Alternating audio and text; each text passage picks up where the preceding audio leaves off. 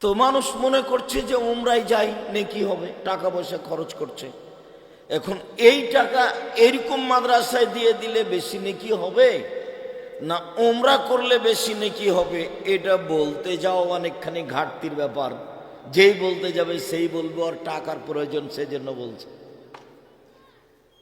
নইলে রমজান মাসে উমরা করতে যাব, বউ নিয়ে যাব, ছেলে মেয়ে নিয়ে যাব, কাবা ঘরে থাকবো, আরও আব্দুর রাজ্জাক বলছেন যে টাকাটা দান করে দাও আমাদের এই ত্রিমোহনী মাদ্রাসায়। এটা কি হলো নাকি? ওনার প্রয়োজন উনি বলছেন। এইটা তো বোঝানো কঠিন। হজ তো ইবাদত, ফরজে একবার ছিল, বাকি তো আর নেই। আর এ দিন শিক্ষার ব্যবস্থা যেটা করেছেন সেটা তো ফরজ। ছেলেরা যখন আমার কাছে ছুটি চাই, তা আমার কাছে তো ছুটি সহজে হয় না। তো জামিয়া সালাফিয়া রূপগঞ্জ নারায়ণগঞ্জের প্রিন্সিপাল হচ্ছে আমার ছাত্র আব্দুল আলিম, খুব মেধাবী। আর রূপগঞ্জ রাজশাহীর প্রিন্সিপাল হলেন আমার শিক্ষক মোস্তফা মাদানি। এও মাদানি ওও মাদানি। তো উনি খুব নরম হালকা পাতলা মানুষ। 1978 সালে যে অবস্থায় দেখেছি এখনো সে অবস্থায় দেখি, তবে দাড়ি চুল পেকে গেছে, বাকি শরীরের গতিবিধি উঠানামা একই রকম আছে। তো ছাত্ররা সহজেই ছুটি পায়। আমি বলি যে দেখো তোমার ছুটি গিয়ে আসলে ওস্তাদ দিয়েছে, আমার কাছে একবার ছুটি নিতে আসিও। তোমার মায়ের মাটি হবে ক্লাস করার পরে, ক্লাস বাদে রেখে নয়, ক্লাস তো ফরজ। আর তোমার মায়ের মাটি তো ফার্জে কেফায় এক স্তর নিচে আছে, আমি কেমনে ছুটি দিই? এটা তো শিক্ষা ব্যবস্থা, শিক্ষার ব্যবস্থা। মানুষকে শিক্ষিত করে গড়ে তুলতে হবে ধর্মের উপরে। দুনিয়াবি জ্ঞান, দুনিয়াবি প্রয়োজনীয় জ্ঞান, কোরআন হাদিসের জ্ঞান, ইহকালের জ্ঞান, পরকালের জ্ঞান, দুটা এক হতে পারে না। দুনিয়াবি শুধু দুনিয়াবি জ্ঞান। লোকটা বলেছে যে আমার ছেলেটার মেধা ভালো, ওকে আমি বড় ডাক্তার করব, করেছে। 4, 5, 6, 7, 8 পর্যন্ত 3টে করে প্রাইভেট দিয়েছে, 9, 10-এ 5টা দিয়েছে প্রাইভেট। ইন্টার পাস করার পরে যখন বিশ্ববিদ্যালয়ে ভর্তি করবে তখন সাবজেক্ট প্রতি একটা প্রাইভেট দিয়েছে। তারপর বিশ্ববিদ্যালয়ে ভর্তি হয়েছে, বড় ডাক্তার হয়েছে, বিদেশ লন্ডন আমেরিকা থেকে পড়ে এসেছে, পিজি হাসপাতালে চাকরি হয়েছে, মাসে 3 লক্ষ টাকা বেতন হয়েছে। এবার যখন প্রেসক্রিপশন লিখছে তখন ওই কোম্পানির লিখছে, সেই কোম্পানি যে কোম্পানি তাকে টাকা দিয়েছে। বুঝা গেল না? কোন কোম্পানির ওষুধ লিখছে? যে তাকে টাকা দিয়েছে। ওষুধ যেখানে পাই সুবিধা পাই এখানে। তো আর এমনি যেদিন বলেছি সেদিন বলেছি এই যে ডাক্তার বড়, দাড়ি চাঁচা আছে, হাতে সিগারেট আছে, গলায় টাই আছে, প্যান্টটা টাকনুর নিচে আছে, জুতা পরে আছে। তারপর এইভাবে গাড়ি থেকে নামলো, ত্রিমোহনীর ছেলে, মেধাবী ছেলে, মাচাচিরা সবাই ভালোবাসে। ছেলে কত সুন্দর, টকটকে ঝকঝকে, দেখতেও ভালো, মেধাও ভালো। নামলো গাড়ি থেকে এইভাবে। তারপর একটু পরে দেখলাম যে বৌমা গাড়ি থেকে নামলো, হালকা হালকা গায়ে কাপড় আছে। একটু পরে নাতনি নামলো, দেখি তেমন গায়ে কাপড় নেই। দেখি গাড়ির পিছন দিকে কুকুর আছে। এইবার আপনি বলেন, 3টে প্রাইভেট ছিল এক সময়ে ছিল 5টা, এক সময়ে ছিল সাবজেক্ট প্রতি। আর সব সময় বাপে বলছে ছেলে আমার খুব মেধাবী, ছেলে আমার খুব মেধাবী, ভালো রেজাল্ট করেছে। তো ফলাফল হলো এইটে। তো আসলেই কি ও পড়েছে? এই বিষয়ে আব্দুল্লাহর বক্তব্য শুনতে হবে যে ও বাঙালি, ওর পাসপোর্টই তো হয় না, ওর পাসপোর্টই নাই, বাইরে যেতেই পারে না, যায় তো মিথ্যার উপরে যায়। তারপরে বিদেশ থেকে পড়ে এসে পদ্মা সেতুর নিচের ওয়ে করে, ও দিন মজুর বা ও লেবার হিসাবে থাকে। যারা কাজ করছে তারা অন্য দিক থেকে এসেছে। তো সেইটা আবার আব্দুর রাজ্জাক বিন ইউসুফ কি বলেছেন ওটা বলেছেন যে পরিকল্পনা করে ইহুদি, টাকা দেয় খ্রিস্টান, আর মাঠ করবি মুসলমান। আপনার ছেলের ফলাফল তাই। তো আমি মাঝে মধ্যেই রাজশাহীর বাসা থেকে মসজিদের দিকে যাই, তো একটা গায়ের গাড়িতে লেখা আছে দাওয়ায়ে আল্লাহ। 4-5 দিন দেখার পরে বলছে, আব্বু গাড়ির গায়ে লেখা আছে, মহা গাড়ির গায়ে, গাড়িটা গাছের নিচে থামানো থাকছে দেখছি আমি, তো দাওয়ায়ে আল্লাহ কি? বলছে, আব্বু আপনাকে তো 30 বছর যাবৎ বক্তব্য দিতে দেখলাম, আমিও পৃথিবীর বিভিন্ন দেশ ঘুরলাম, ঘুরে ঘুরে দেখছি যে আমরা হলাম ইহুদি খ্রিস্টানদের গোলাম। তো এই দাসত্ব থেকে বের হওয়া যাবে কিভাবে? চাকরি করি তবুও দাস, ব্যবসা বাণিজ্য করি তবুও দাস, বিদেশে যাই মিথ্যা কথা সার্টিফিকেটে লেখা আছে, বউ নয় তবুও তাকে বউ করে সাংসারিক টাকা নিই সরকারের কাছে, আবার সুদ উঠিয়ে টাকা উঠে, সুদের টাকা উঠিয়ে বাড়ি করি। সুদ ছাড়া, মিথ্যা ছাড়া লন্ডন, আমেরিকা, আপনার কানাডা, অস্ট্রেলিয়া এসব দেশে থাকা যাবে না, কোনো পদঘাট নেই। দাস অত নয়, অধীনে নয়। আপনি যত অধীনে, আপনি যত গোলাম, কোরআন হাদিসের দাস অত গোলাম নয়। তো কি করতে হবে আব্বু? তো আমি মনে করলাম যে এক কাজ করি, মানুষের আকীদা সংশোধন করি, আর মানুষকে ভালো করে কোরআন শিক্ষা দেওয়ার ব্যবস্থা করি, যাতে করে মানুষ মনে করে যে যে কয়েকদিন বাঁচব দাস হয়ে বাঁচতে রাজি নই, গোলাম গোলাম দাস হয়ে বাঁচতে রাজি নই, স্বাধীনভাবে বাঁচব। তো এই দাসত্ব থেকে মুক্ত হওয়ার জন্য চিন্তা ভাবনা করছি, একবারে টেকনাফ থেকে তেঁতুলিয়া পর্যন্ত মক্তব চালু করবো ইনশাআল্লাহ। 550 মক্তব চলছে, আর এমনিতে সারা দেশ জুড়ে জামিয়া সালাফে চালু করব ইনশাল্লাহ। মানুষকে দাসত্ব মুক্ত হতে হবে। ইন্ডিয়া দখল করেছে ইংরেজেরা, তো ইন্ডিয়া, ভারত, বাংলাদেশ, পাকিস্তানের লোক মনে করে যে ইংরেজি শিখলে আমরা কিছু জানলাম বুঝলাম।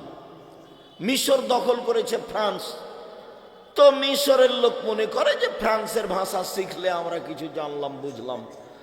তো আমরা যে জন্মগতই দাস, আর একজনের অধীনে চলি, ভাষাগত চলি, বিদ্যাগত চলি, কলমগত চলি, সব কিছুই।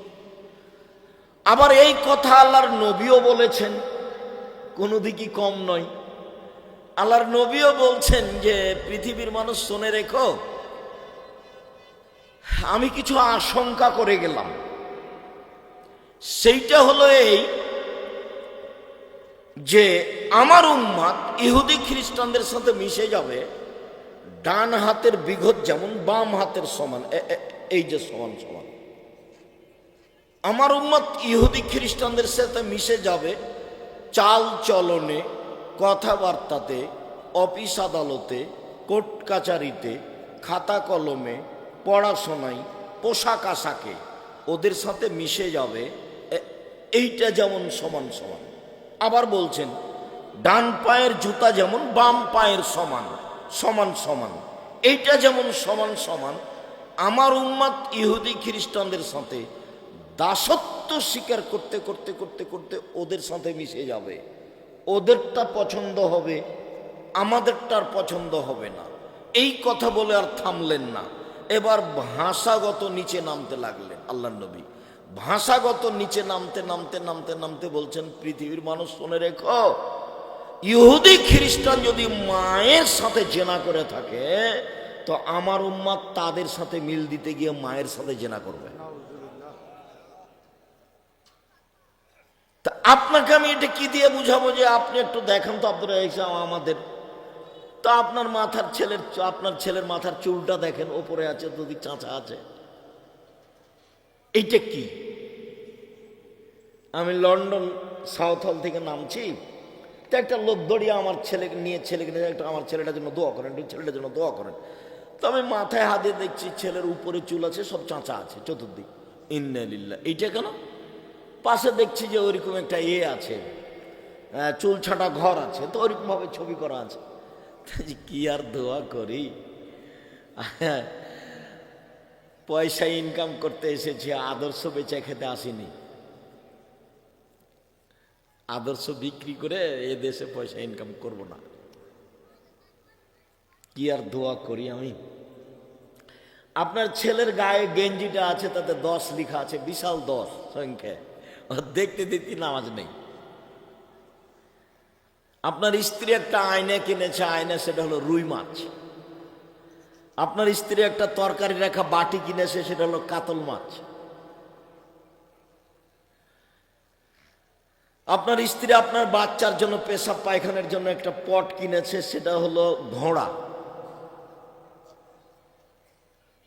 আপনার মেয়ে চোখের ভুরু তুলে চিকন করে রেখেছে,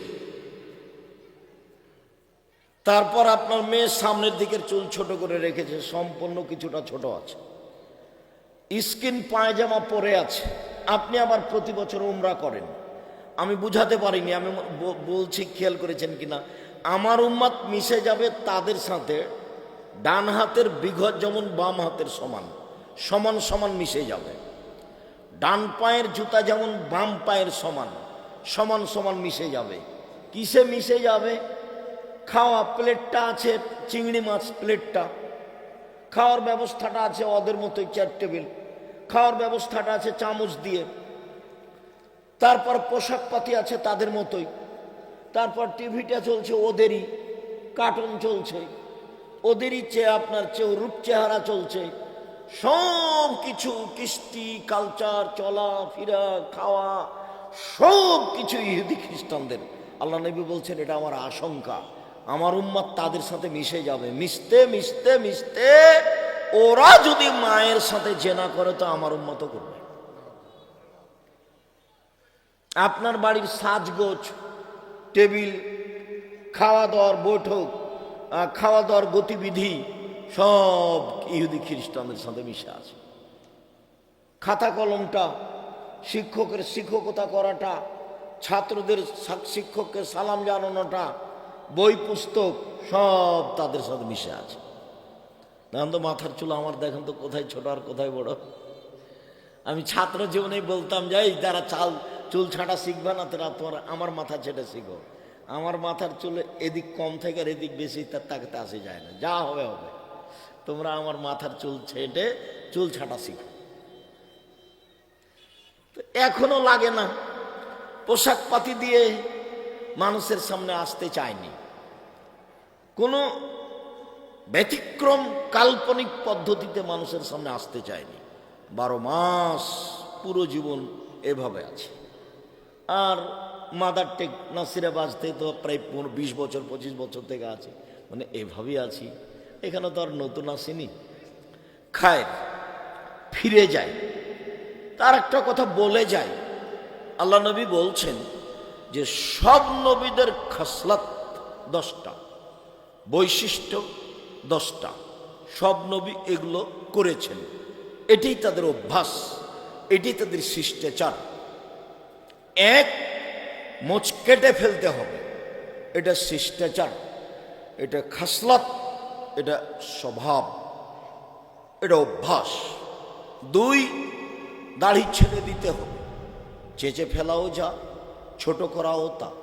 চেঁচে ফেললে চোখের পাওয়ার কমে যাবে, স্ত্রী মিলনের ক্ষমতা কমে যাবে। সব নবীর শিষ্টাচার এইটা। 3, পেশাব পায়খানার পরে পানি দিয়ে পবিত্রতা অর্জন করতে হবে। আগে ঢেল টিস্যু পেপার, পরে পানি, এটা মিথ্যা। সব নবী একবারে আদম থেকে নিয়ে মোহাম্মদ সাল্লাল্লাহু আলাইহি সাল্লাম পর্যন্ত সব নবী পেশাব পায়খানার পরে পানি দিয়ে পবিত্রতা অর্জন করতেন। পানি না থাকলে ঢিল টিস্যু পেপার, পানি দিয়ে পবিত্রতা অর্জন করে হাত মাটিতে মেজে নিতেন। সব বুখারী মুসলিমের হাদিস। তো পানি না থাকলে ঢেল টিস্যু পেপার। আবার ঢেল টিস্যু পেপার নিয়ে 40 কদম হাঁটা, এটা নোংরামি। খক খক করে কাশা, এটা বেহায়াই। পায়ের উপরে পা উঠা, এটা নোংরামি। যদি পুরুষ মানুষকে 40 কদম হাঁটতে হয় ঢেল নিয়ে পবিত্রতার জন্য, পায়ের উপরে পা উঠাতে হয়, খক খক করে কাশতে হয়, তো মহিলা পবিত্র হবে না? ওইও ঢেল নিয়ে 40 কদম হাঁটবে, মহিলা ঢেল নিয়ে 40 কদম হাঁটবে, পায়ের উপরে পা উঠাবে, খক খক করে কাশবে।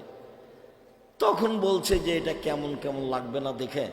তো যে মহিলা যদি এমন করে তো কেমন কেমন লাগে দেখে, তো পুরুষ যখন এমন করে তখন মহিলা দেখলে তাকে কেমন কেমন লাগে না?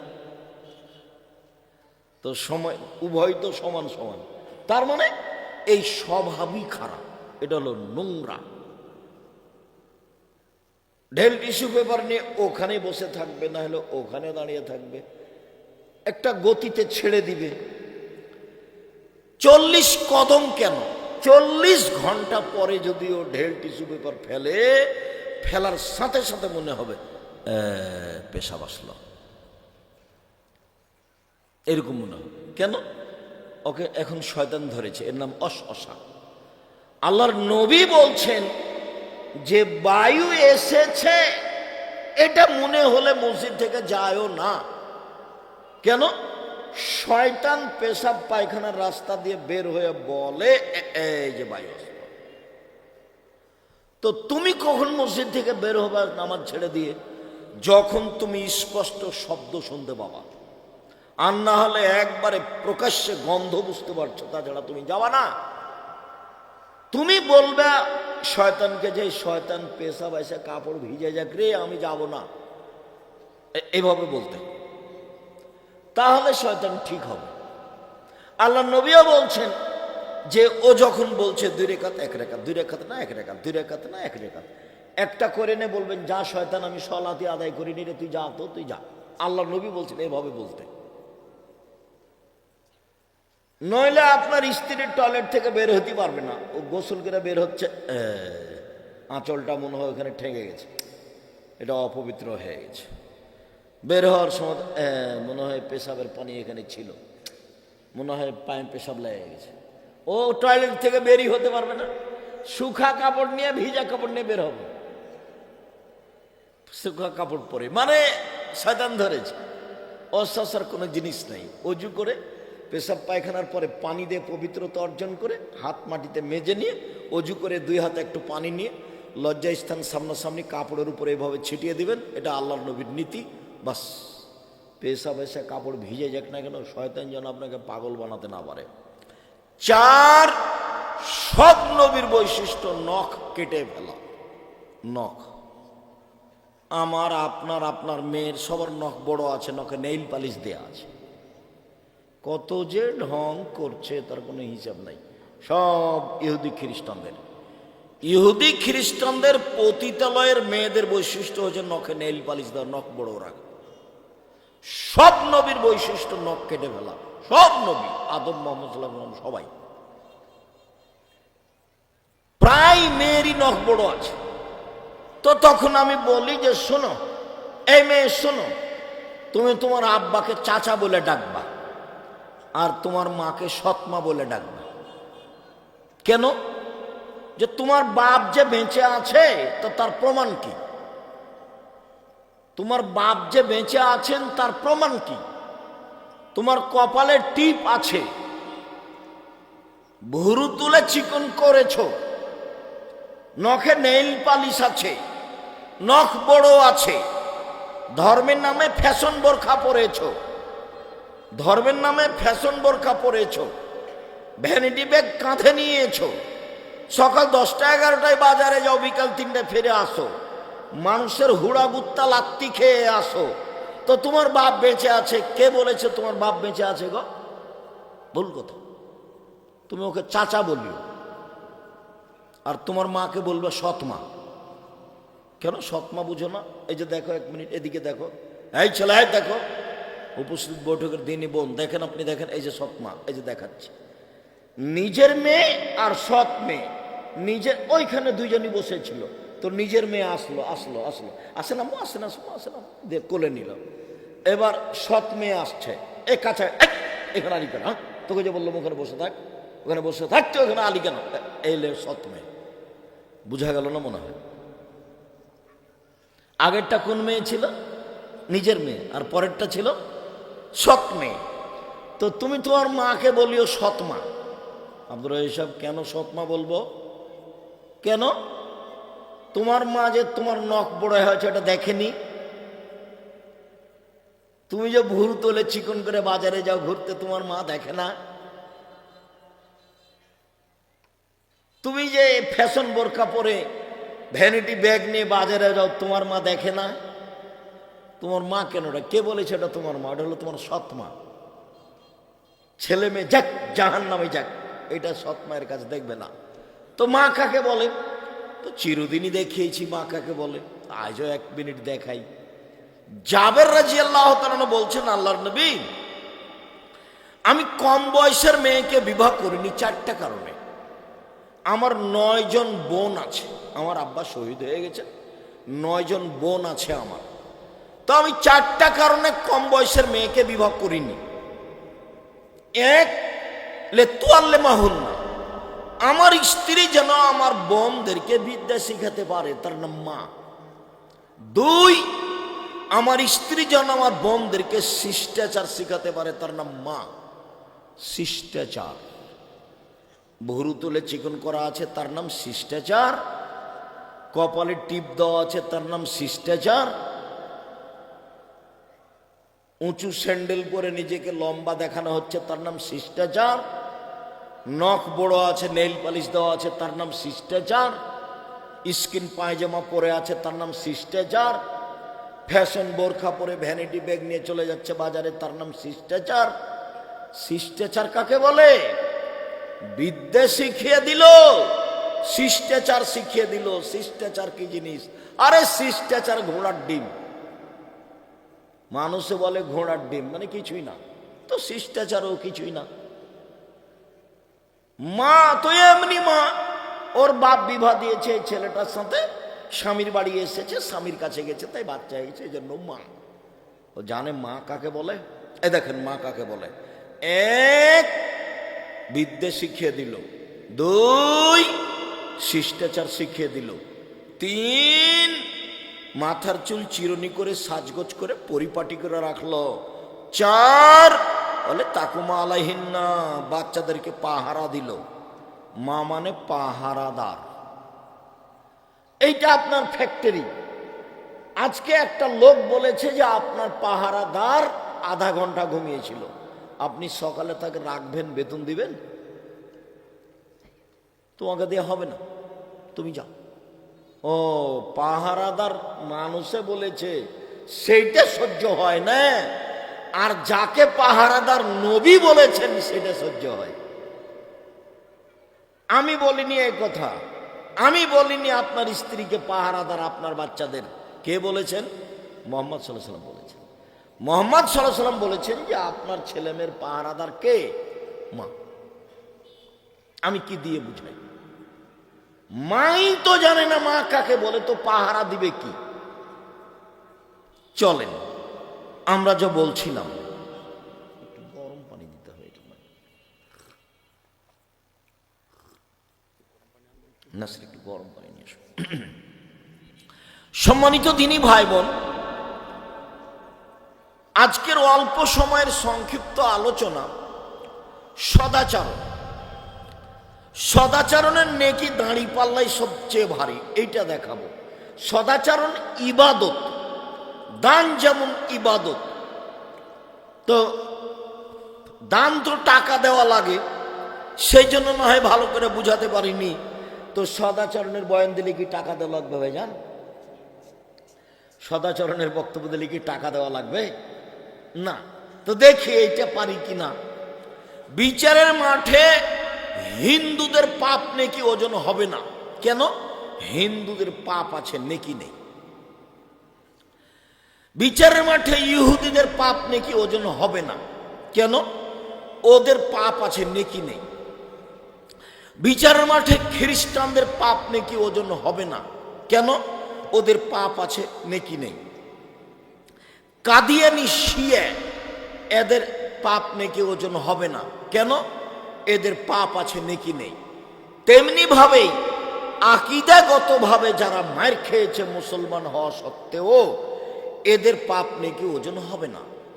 আকীদা বিশ্বাস নষ্ট হয়ে গেছে, বলছে যে একবারে নগদ এভাবে বলছেন, জিবরাইলকে আল্লাহ পাঠিয়েছিলেন আলীর কাছে, কিন্তু জিবরাইল চলে এসেছে মুহাম্মদ সাল্লাল্লাহু আলাইহি ওয়াসাল্লামের কাছে।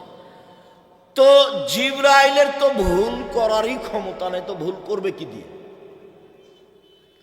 জিবরাইলের পাপ করার ক্ষমতা নেই। বুঝতে পারলেন না কথা? এইটা প্রাচীর কোরআন মাজিদটা, এইখানে কি আছে আপনি কি দেখতে পাবেন? এখান থেকে এদিক থেকে দেখতে পাবেন না। এইটা দেখা যেমন অসম্ভব, জিবরাইলের পাপ করা তেমন। জিবরাইল পাপ করতেই জানে না, জিবরাইল পাপ করতেই জানে না, জিবরাইল ভুল কি জিনিস সেটাই জানে না। তো জিবরাইল ভুল করে কেমনে আসবেন মুহাম্মদ সাল্লাল্লাহু আলাইহি ওয়াসাল্লামের কাছে আলীকে ছেড়ে? উনি তো ভুল করাই জানে না। ভুল করা যদি জিবরাইল জানতেন তাহলে আল্লাহ জিবরাইল দিয়ে কাজ নিতেন না, তাহলে তো আল্লাহর কাজ কি হয়ে যাবে? ভুল হয়ে যাবে। জিবরাইল ভুল করলে কার কাজ ভুল হবে? আল্লাহর কাজ ভুল হবে। ইসরাফিল ভুল করলে কার কাজ ভুল হবে? আল্লাহর কাজ ভুল হবে। মালাকুল মউত যাকে আজরাইল বলছে, আজরাইল বলতে হবে না, বলতে হবে মালাকুল মউত, আল্লাহর দেওয়া নাম। মালাকুল মউত যদি ভুল করে তাহলে কার ভুল প্রমাণ হবে? আল্লাহ। এমন জাতিকে দিয়ে আল্লাহ কাজ দিবেন না। তো আকীদাই নষ্ট, অতএব বড় পাপ নাকি ওজন হবে না। মানুষের যে পাপ নাকি ওজন হবে এ ব্যাপারে আল্লাহ বলছেন, মান সাকুলাত মাওয়াজিনহু ফাহুয়া ফি শাতির রাদিয়া, যাদের নেকির পাল্লা ভারী হবে তাদের থাকার ব্যবস্থা হবে অতীব সুখ স্বাচ্ছন্দ্যময় জান্নাত। ওয়া মান খাফফাত মাওয়াজিনহু ফাউমুহু হাবিয়া, আর যার নেকির পাল্লা হালকা হবে তার থাকার জায়গা হবে অতীব গভীর গহ্বর ভয়াবহ হাবিয়া জাহান্নাম।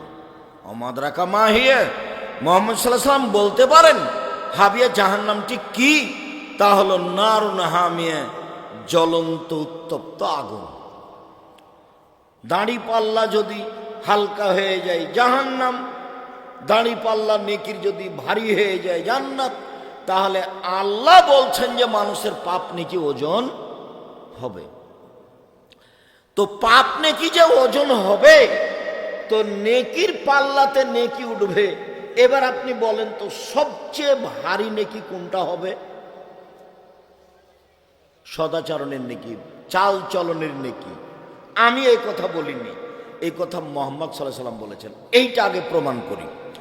আবু দারদা রাদিয়াল্লাহু তাআলা আনহু বলেন, আল্লাহর নবী বলেছেন, ইন্না আসকালা শাইইন ফি মিজানিল মুমিনি ইয়াউমাল কিয়ামা খুলুকুন হাসান, বিচারের মাঠে মোমেন পুরুষ নারীর নেকির পাল্লায় সবচেয়ে যেটা ভারী নেকি দেওয়া হবে সেইটা হলো সদাচরণের নেকি। খুলুকুন হাসান, ভালো চাল চলন, ভালো আচরণ। মধ্যখানে দু একটা বাক্য বলে রাখি, জীবনে কোনোদিন, বাকি জীবনে কোনোদিন ক্ষমতা দেখে 1 মিনিট বাঁচার চেষ্টা করবেন না। ক্ষমতা লাগবে না, থাক। দলীয় দাপটে মানুষের ক্ষতি করবেন না, দলীয় দাপটে মানুষের জমি দখল করিয়েন না। এসব জমি এখন কোটি কোটি টাকা কাঠা শতক, কাজেই ক্ষমতা দিয়ে এক জমি 10 বার বিক্রি করিয়েন না। দলীয় দাপটে, ক্ষমতার ভিত্তিতে, অর্থের ভিত্তিতে, লোকের লোক বলে একদিন বেঁচে থাকেন না, 1 মিনিট থাকিয়েন না। ফেরাউন ডুবে গেছে 1500 বছর পরেও। কতদিন পরে? 1500 বছর ছিল ক্ষমতা নিয়ে, জুলুম নিয়ে, জুলুমবাজ। আর আপনাদের নেত্রী বয়স ছিল মাত্র 45 মিনিট। আপনাদের নেত্রীর সময় কত ছিল? 45 মিনিট। দেখে শিখিয়েন, দল করবেন না, দল সংগঠন পার্টি করিয়েন না। মানুষকে খাটো করতে হবে না। বেঁচে থাকার 4টা সহজ পথ: 1, 5 ওয়াক্ত সালাত, বাস। 2, হালাল রুজি। 3, কোরআন তেলাওয়াতে অভ্যাসী হবেন। 4, আড্ডা পিটবেন না। আড্ডা চিরদিনের জন্য হারাম। এই যে যেসব লোক আপনারা বসে আছেন, যারা দাঁড়িয়ে আছে, যারা দোকানপাটে বসে আছে, 1999 জন লোকের স্বভাব খারাপ, স্বভাব নোংরা, স্বভাব অভ্যাস খাসলত খারাপ। ও দোকানে বসে আড্ডা পিটা ল্যাংটা মেয়ে নাচে, ল্যাংটা মেয়ে নাচে আর তাকিয়ে থাকে আর ঘন্টার ঘন্টা বসে থাকে। চক্ষু ঠান্ডা করে, কলিজা ঠান্ডা করে, জান্ডা সৎ করে। ল্যাংটা মেয়ে নাচে, আসকারা মাস্কারা চোখে লাগিয়ে আছে, পতিতালয়ের মেয়ে নাচে আর এই কলিজা ঠান্ডা করে। আর এই যে সব ছেলেদের হাতে বড় বড় মোবাইল আছে, এরা রাত 2টা 3টায় ঘুমাই, একটাই ঘুমাই না, সারা রাত মোবাইলে ল্যাংটা মেয়ে নাচছে, জেনা করছে, ঘুমায় রাত কাটাচ্ছে। হলো ইহুদি খ্রিস্টানের কৌশল। আব্দুল্লাহর বক্তব্য শুনেন, ইহুদিরা এইগুলো করে না, ওদের ছেলে মেয়ে কম নয়। ওরা এইসব মোবাইলটা, ওরা বলছে যে আমরা মোবাইল বানাই, আমরা ব্যবহার করি না। করোনা কিন্তু ওরা করেনি, চীনের ওরা ব্যবহার করেনি। বলছে যে তোরা করার তোরা মর। এহসান ইলাহি জহিরের ছেলে যা আছে কয়েকদিন থেকে, আজকে রাজশাহী গেছে, ইবতেসাম ইলাহি জহির, দেখছি তার কথার সাথে আমার কথা হুবহু মিলেছে। আমি করোনার 5 পয়সা দাম দিই, হট বেটা করোনা দিয়ে ভাগ্য বাড়াতে রাজি নই আমি। মাস্ক পরে ভাগ্য বাড়াবো না, যা হবে হবে।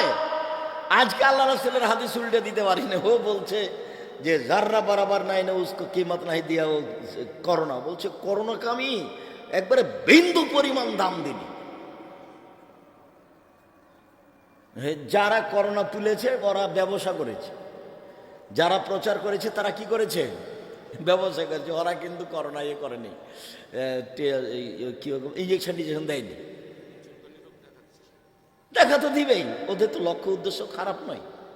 তোমার এই মোবাইলে ল্যাংটা মেয়ে নাচাচ্ছে কে? ইহুদির পরিকল্পনা, টাকা খ্রিস্টানের, আর আমি মাঠ করবি। আমার যুবক ছেলেটা পড়াশোনায় ভালো ছিল, আমার ছেলেটা মোবাইলে ল্যাংটা মেয়ে দেখতে দেখতে আর ব্রেনই কমে গেছে। যেহেন্ডা মুমতাজে রেখে গেছে, ও কি পড়বে? আর ওটা তো মানুষের মন, মানুষের পাপের আদেশ করে। মহিলাও ল্যাংটা মেয়ে দেখতে অভ্যাসী, পুরুষও দেখতে অভ্যাসী। রাত কাটছে, ওই ঘরে ল্যাংটা মেয়ে নাচছে, এই ঘরে নাচছে, ওই ঘরে ছেলে আছে, এই ঘরে মেয়ে আছে, ওই ঘরে বাপ আছে, এই ঘরে বউ আছে, সব একই রকম চলছে। এগুলো হচ্ছে গরু ছাগল পশু প্রাণী। বুঝে না ওরা, অন্তর আছে বুঝে না, দেখেও দেখে না ওরা, চক্ষু আছে দেখে না, শোনেও শোনে না ওরা, কান আছে শোনে না। উলায়েকা কালানাম, তারা পশু প্রাণীর মতো, তারা গরু ছাগলের মতো, তারা কুকুর শিরগের মতো, বালু মাজাল বরং তার চেয়ে খারাপ। বিশাল টিভি চলছে, জামাই আছে, বেটি আছে, বেটা আছে, বউ আছে, শ্বশুর আছে, শাশুড়ি আছে। আপনি এখন বলুন যে এরা মানুষ? যে বসে আছে সেও বলবে না, সেও বলবে আপনার এই যে আমরা যে কখন কখন কুকুর সিরিয়াল হয়ে গেছি ভাই বুঝতে পারিনি। বলছে আল্লাহ বলছেন যে যে লোক বসে আছে ওখানে, যারা ওই যে দোকানে ল্যাংটা মেয়ে নাচছে, মাথায় টুপি আছে, ওকে গিয়ে বলেন আপনি যে আপনি কি ভালো মানুষ? কি বলবে দেখেন? তখনও চুপ থাকবে না, বলে কি যে করি, এরকম করবে। এটা হলো স্বভাব খারাপ, স্বভাব অভ্যাস নোংরামি। স্বভাব খুব ভয়াবহ জিনিস, গীবাত যেমন ভয়াবহ জিনিস, স্বভাব। 1 মিনিট, আমি যখন মিশরে ত্রাণ বিতরণ করছিলাম, তো অনেকগুলি ফিলিস্তিনি গাঁজার উচ্চশিক্ষিতা মহিলা পুরুষ, কেউ গেঞ্জি গায়ে দিয়ে আছে, কেউ বোরখা পরে আছে, মহিলা পুরুষ অনেক এসছে। তো আমি দিচ্ছি, ত্রাণ দিচ্ছে, সবাই বাম হাতে নিচ্ছে, তো আমি বন্ধ করলাম, যে রাসূলের হাদিস শোনালাম কয়েক মিনিট, যে ডান হাত এই জন্য, বাম হাত এই জন্য, ডান হাত এই জন্য, বাম হাত এই জন্য। তো যখন আমি বললাম, পড়লাম হাদিসগুলি, তখন আমার মনে হলো যে ওরা আমার চেয়ে বেশি বুঝেছে। কেন? ওরা হলো আসল আরবি, সৌদি আরবের লোক, পরে আরবি। সব নবীর থাকার জায়গায় কবর হলো ফিলিস্তিন। আব্দুল্লাহর ইতিহাস পড়ে দেখেন, ফিলিস্তিন বই পড়েন, আজকে আছে কিনা জানেন না, দেখেন আব্দুল্লাহ বই পড়েন, ফিলিস্তিন বই পড়েন, আব্দুল্লাহর বক্তব্য শোনেন, সব নবীর ওটাই জন্ম, ওটাই মরার জায়গা, কবর ওখানে। সব আরবি ভাষার সব নবী, ওরাই আরবি বেশি বুঝে। তা আমার মনে হলো যে আমার হাদিস আমি যা বুঝি বললাম, ও বেশি বুঝেছে। তাই এবার যখন আমি আবার ত্রাণ দিতে গেলাম, তো বাম হাতি নিল, অভ্যাস। নেন এবার অভ্যাস। মানুষ হলো অভ্যাসের দাস। মানুষে কি বলে? মানুষ হলো অভ্যাসের দাস। খুব সাবধান। দুদিন বাঁচতে এসে দলীয় দাপট দেখাবেন না, ক্ষমতা দেখাবেন না। দোকানে বসে একবার রাগ করো, এই কে আছে রে, এই তোকে এই করবো সেই করবো, এই পাতাই ছেড়ে দেন। প্রতিশোধ নেবেন না কোনোদিন কারো। প্রতিশোধ নেই, মামলা নেই, প্রতিশোধ নেই, প্রতিবাদ নেই। মাটির মানুষ এসেছি, শুক্রকীট তুচ্ছ জিনিস দিয়ে তৈরি মাটির বাস, এসেছি মরে যাবো এই পর্যন্ত। একদিন বয়স দেখেছিলাম 40, তারপরে দেখলাম 60, তারপরে দেখি নেই। এই জীবনে ক্ষমতা দেখাতে হবে না। হালাল রুজি উপার্জন করব, 5 ওয়াক্ত সালাত আদায় করব, আর কোরআন তেলাওয়াত অভ্যাস। কিছু না পারলে সূরা ইখলাস তো পারবো। কিছু না পারলে সূরা ইখলাস পারবো না ভাইজান? কুল আল্লাহু আহাদ আল্লাহু সামাদ, এটা জানি না। তো এটাই 3 বার পড়বো, সকালে 3 বার পড়বো, বিকালে 3 বার পড়ে আল্লাহকে বলবো, এই দেখো আমি একবার কোরআন মাজিদ পড়লাম, এই নাও। আমি কোরআন মাজিদ পড়েছি, প্রমাণ হয়ে গেল। এখন আমি কাজ করে খাবো, দিন মজুরি করে খাবো, বুকে বল নিয়ে খাবো। আর একজনের সুনাম করে অমুকের চরিত্র ফুলের মতো পবিত্র, আর লাফালাফির কোনো শেষ নাই। রাস্তাঘাট ঘেরে জীবনে এটা করবে না। জীবনে নয়, জিন্দেগিতে নয়। হালাল রুজি উপার্জন করবে, বাস যা হবে 10 টাকা 5 টাকা। ব্যবসা বড় থেকে বড় করেন, 4টা ভাবে খাওয়া যায়, রুজি উপার্জন করা যায়। একটা জমি চাষ, এটা হলো দিন মজুরি, এটা হলো চাকরি। চাকরিও দিন মজুরির অন্তর্ভুক্ত। যারা দিন মজুরি করে তাদের টাকা শেষ হয় বিকালে, আর যারা চাকরি করে তাদের টাকা শেষ হয় 25 তারিখে। 5 দিন ধার কর্য করে চলে। আর যারা ব্যবসা করে তারা 2 ধরনের। যদি পার্টনারে ব্যবসা করে তাহলে তৃতীয় জন আল্লাহ। যদি 10 জন মিলে পার্টনারে ব্যবসা করে তাহলে 11তম আল্লাহ। সবাই মিলে ব্যবসা চলছে। একজন যদি খালি 10 টাকা সরাই তাহলে আল্লাহ বলবে আমি আর থাকলাম না, যা আমি গেলাম। তখন এটাতে মারামারি লেগে যাবে, মামলা হবে, দিয়ে একবারে কেউ জেলে কেউ বাইরে। আর যদি একাই ব্যবসা করেন ভালো, তখন আল্লাহ রাসূল বলছেন যারা সত্যবাদী ব্যবসায়ী তারা বিচারের মাঠে নবীদের সাথে, সত্যবাদীদের সাথে থাকবে। ব্যবসা দিয়ে খুব উপকার হয় মানুষের। এই জন্য ব্যবসা সবচেয়ে ভালো কাজ উপার্জনের জন্য। আর বড় থেকে বড় ব্যবসায়ী হন না কেন, বসুন্ধরা দেখে দেখে একটু বুদ্ধি নেওয়ার দরকার। আরে বসুন্ধরাতে ওদের জমি যা আছে, তা তো কত টাকার জমি আছে তারা নিজেরাই জানে না। তো জমি তো বেহিসাব টাকার। ওরা টাকা দিয়ে দুবাইয়ে সাগরে বাড়ি কিনে বসবাস করতে পারে, করে। রাস্তারও নাম দিয়েছে দুবাই, নাকি? রাস্তারও নাম দিয়েছে দুবাই। তারপরে দেখবেন বসুন্ধরা,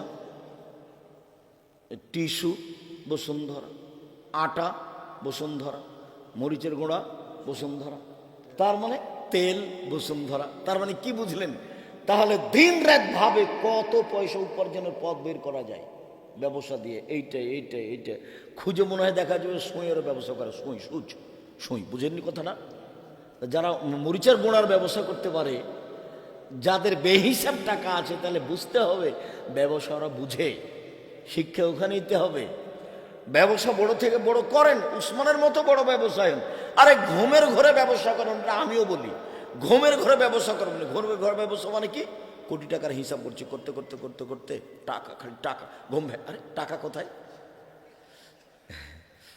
ব্যবসা করেন, লোন নিয়ে করবেন না। আমি বলেছি চকলেট দিয়ে ব্যবসা শুরু করবেন, লোন লাগবে ভাই। চকলেট দিয়ে শুরু করলে, কলা দিয়ে লোন লাগবে না। ধনী হতে সময় লাগবে 30 বছর, 40 বছর। কিন্তু আপনি কলকাতায় হিরোইন কিনবেন, ঢাকায় বিক্রি করবেন, একদিনে ধনী হবেন? না, হবে না। এটা ব্যবসা নয়। লোন নিয়ে ব্যবসা করতে যায় না। সম্মানিত দিনী ভাই বোন, বলছিলাম সদাচরণ এবার ধারাবাহিকভাবে শুরু হয়ে গেল। অল্প সময় এক খেলে চেয়ে থাকবেন। আল্লাহ তাআলা বলেন ইদফা বিল্লাতি হি আহসান। মুহাম্মদ সাল্লাল্লাহু আলাইহি সাল্লাম, আপনি মানুষের সাথে কথা বলার সময় ও যা বলেছে তার চেয়ে সুন্দর উত্তম বলুন। আপনারটা যেন ওর চেয়ে সুন্দর হয়। তার মানে সারা পৃথিবীর মানুষ মানুষের সাথে কথা বললে নরম করে বলবে, সুন্দর করে, ওর চেয়ে ভারী করে বলবে না। দুই, মুহাম্মদ সাল্লাল্লাহু আলাইহি ওয়াসাল্লাম ওয়াজাদিলহুম বিল্লাতি হি আহসান, তর্কে বিতর্কের সময়, বাক বিতণ্ডের সময়, মুখামুখি কথা বলার সময় প্রতিপক্ষ যা বলেছে আপনারটা তার চেয়ে সুন্দর নরম হতে হবে, আদেশ হতেই হবে। জীবনে কোনোদিন ক্ষমতা দেখিয়ে চিল্লাচিল্লি করে দলীয় দাপটে, জনগণের দাপটে, অর্থের দাপটে মানুষকে খাটো করবেন না। সে যে হোক না কেন, ফকির হোক, মিসকিন হোক, যে হোক না কেন, কাউকে তুচ্ছ করে দেখে 1 মিনিট কাটাবেন না। আপনি মানুষ হিসেবে বুঝবেন যে আমিও মানুষ, ওও কি, ওও মানুষ। ও আপনার সাথে ভালো কথার অধিকার রাখে। ভিক্ষে না দিয়ে আল্লাহ রাসূল বলছেন, ভিক্ষে যদি তুমি দাও নাও দিতে পারো তাহলে হাসি মুখে ভালো কথা বলে বিদায় করো।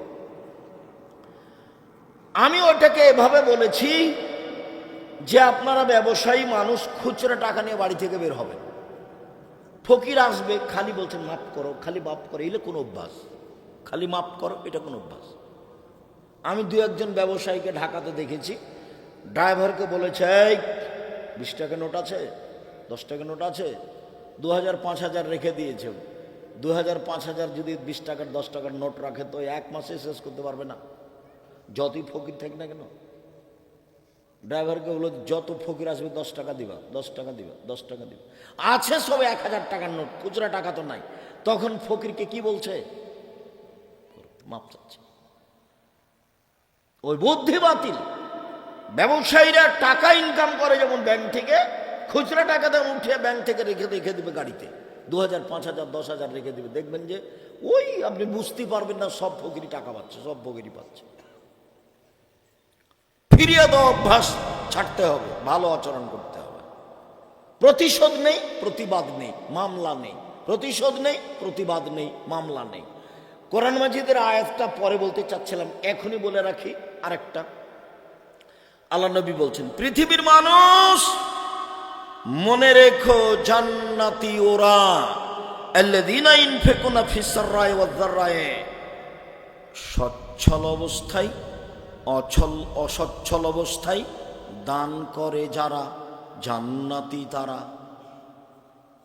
1 সচ্ছল 5000, এটা একটা কমই প্রতিষ্ঠান চলছে, কোরআন শিক্ষা দেওয়া হয়, এখানে দিবেন 5000। অসচ্ছল 5 টাকা। আমি যখন ছেলেদের সামনে কথা বলি, মেয়েদের সামনে কথা বলি, তখন আমি বলি যে জুমার দিন যখন কোটেটা সামনে দিয়ে যায়, তো তুমি 5 টাকা না পারলে একটা টাকা কয়েন, কয়েন বুঝেন আপনারা, একটা কয়েন থাকলো দিয়ে দিবা, ওটা নিয়ে বের হবা। কোটেটা যেন এমনি সামনে দিয়ে পার না হয়। দান দিয়া মুসিবত দূর হয়, বালা দূর হয়, ব্রেন খুলে যায়, সমস্যা দূর হয়, আর ছেলে মেয়ের পরিবেশ ভালো হয়ে যায়, বাড়িঘর। দান ভিন্ন ধরনের ইবাদত, সব কিছু ঠেকাতে পারে। সালাত পারে না, হজ পারে না। হজ তো লোক দেখানো করতে গেছে, ইবাদত কিসের? রমজানে গেছে উমরা করার জন্য, টাকা আছে সেই জন্য গেছে। ফকিরে ভিক্ষা পায় না আর উমরা দেখাচ্ছে আমাকে, আপনি তো কষ্ট পাবেন বললে। ফকিরে ভিক্ষা পায় না, আপনি উমরা দেখাচ্ছেন কিসের? কি বুঝাতে চান আপনি আমাকে? 1 টাকা দান করলে 10 নেকি হয়, আর 1 টাকা কর্জ দিলে 18 নেকি হয়। হাদিস সহিহ। অসহায় মানুষকে কর্জ দেন দেখি। কর্জ দিলে আব্দুর রাজ্জাক সাহেব, আবার কোন কথা? কর্জ দিতে নেকি বেশি কেন? কর্জের টাকা দিয়ে কিছু হয় না ভাইজান। 20,000 টাকা দিয়েছে, ও 5 বারে দিয়েছে, তবু 6 মাস পরে দিয়েছে। ওয়াদা করে চলো 3 মাস পরে, 3 মাস পরে ওর মাথাতি নাই। 3 মাস কত দিন গেছে, তারপরে দিয়েছে। একদিন 500, একদিন 2000, একদিন 5000, নুন তেলি শেষ হয়ে গেছে। এই জন্য কর্জ মানুষ দিতে পারে না, আর এই জন্য দিলে বেশি নেকি দানের চেয়ে। দানে 10 নেকি আর কর্জতে 18 নেকি, দুটাই হাদিস সহিহ। সম্মানিত দিনী ভাই বোন, বলছিলাম 1 সচ্ছল অসচ্ছল অবস্থায় দান করে যে, জান্নাত তার। 2 আল কাজিম আল গাজ, রাগকে দমন করে যে, রাগ। কাজের লোকের উপরে অত রাগ করবেন না, কাজের মেয়ের উপরে অত রাগ করবেন না। বউয়ের উপর রাগ করবে না। বউ মানে মুখখান খারাপ কেন? তো বউকে গালি দেন কেন? বউকে মারতে যান কেন? বউকে গালি দেন কেন? ওকে আল্লাহ সৃষ্টি করেছেন শান্তি তৃপ্তির জন্য। গালি দিয়ে শান্তি তৃপ্তি হয়? মেরে শান্তি তৃপ্তি হয়? কটু কথা বলে শান্তি তৃপ্তি হয়? ওকে সাজগোজ করে রাখতে হবে। চাঁপাইনবাবগঞ্জে বলে, সাজালে কুজালে হয় নারী, আর লেপলে পুছলে হয় বাড়ি। তো বাজারে গেছে তখন সাজগোজ করে গেছে। তো সাজগোজ করে বাজারে গেলে কোনো ওর বাপ নাই এই জন্য, আর মা হলো সৎ মা। যাকে বাপ বলছে সেটা তোর চাচা, আর যাকে মা বলেছে সেটা তোর সৎ মা। কাজেই ও বাহিরে গেছে তখন কি করে গেছে? সাজগোজ করে গেছে। রাগ, রাগ দমন করবেন, রাগ দিয়ে কাজ নেবেন না। আল্লাহ না করে দিয়েছেন। আল্লাহ কি করে দিয়েছেন? একবারে না করে দিয়েছেন। রাগ দিয়ে কোনো কাজ নেবেন না। খুব মন খারাপ হলে চুপচাপ বসে থাকেন, আর নাহলে শুয়ে যান। পরে সিদ্ধান্ত নিতে হবে কি করা যায়। 3 অল আফিন নাস, খালি মাপ, খালি মাপ, যার নাম ছাড়। দিন যত যাবে ছাড় তত কমে যাবে, কেউ কাউকে মানবে না। দিন যত যাবে তত কি দেখা দিবে? ছাড় কমে। ছাড় দাও। ছাড় কথাটা বুঝেন না আপনারা? ছাড় দাও। ও গালি দিয়েছে তোমাকে, আচ্ছা আচ্ছা যাক, দিয়েছে দিয়েছে। ও তো আপনার ছেলেকে মেরেছে, আচ্ছা ধৈর্য ধারণ করো তো, মেরেছে মেরেছে, যাক কি দেখা যাক কি হয়। কে মেরেছে রে? এটা নয়। বুঝতে পারেননি কথা? ছাড় মানে মাপ, মাপ মানে ছাড়। এটা কি জিনিস? মানুষ যত দিন যাবে তত ভুলে যাবে। ছাড় বলে কোনো জিনিস মানুষের কাছে থাকবে না। আর এই দল সংগঠন মানুষকে আরো বোকা বানাচ্ছে। দলের লোক দিয়ে ওকে একবারে জেলে দেওয়া পর্যন্ত থামো। জেলে যখন যাবে তখন বলবে ঠিক হয়েছে, এবার হয়েছে। আর যদি প্রতিপক্ষ বিপদে পড়ে, হ্যাঁ তোর এটা দরকার ছিল রে, তোর এটা দরকার ছিল, হয়েছে। এই জন্য দলে যাবেন না, সংগঠনে যাবেন না। বাস 4টা কাজ। 1 হালাল রুজি, 2 5 ওয়াক্ত সালাত, 1 5 ওয়াক্ত সালাত, 2 হালাল রুজি, 3 কোরআন তেলাওয়াত, 4 আড্ডা পিটা হারাম চিরদিনের জন্য। একরাহুল কালামাবাদ আলাইশায়ে, আল্লাহর নবী এশার সালাতের পরে কথা বলা ঘৃণা করতেন। একরাহুম নওমা কাবলাল ইশায়ে, এশার সালাতের পরে পূর্বে ঘুমিয়ে যাওয়াকে ঘৃণা করতেন।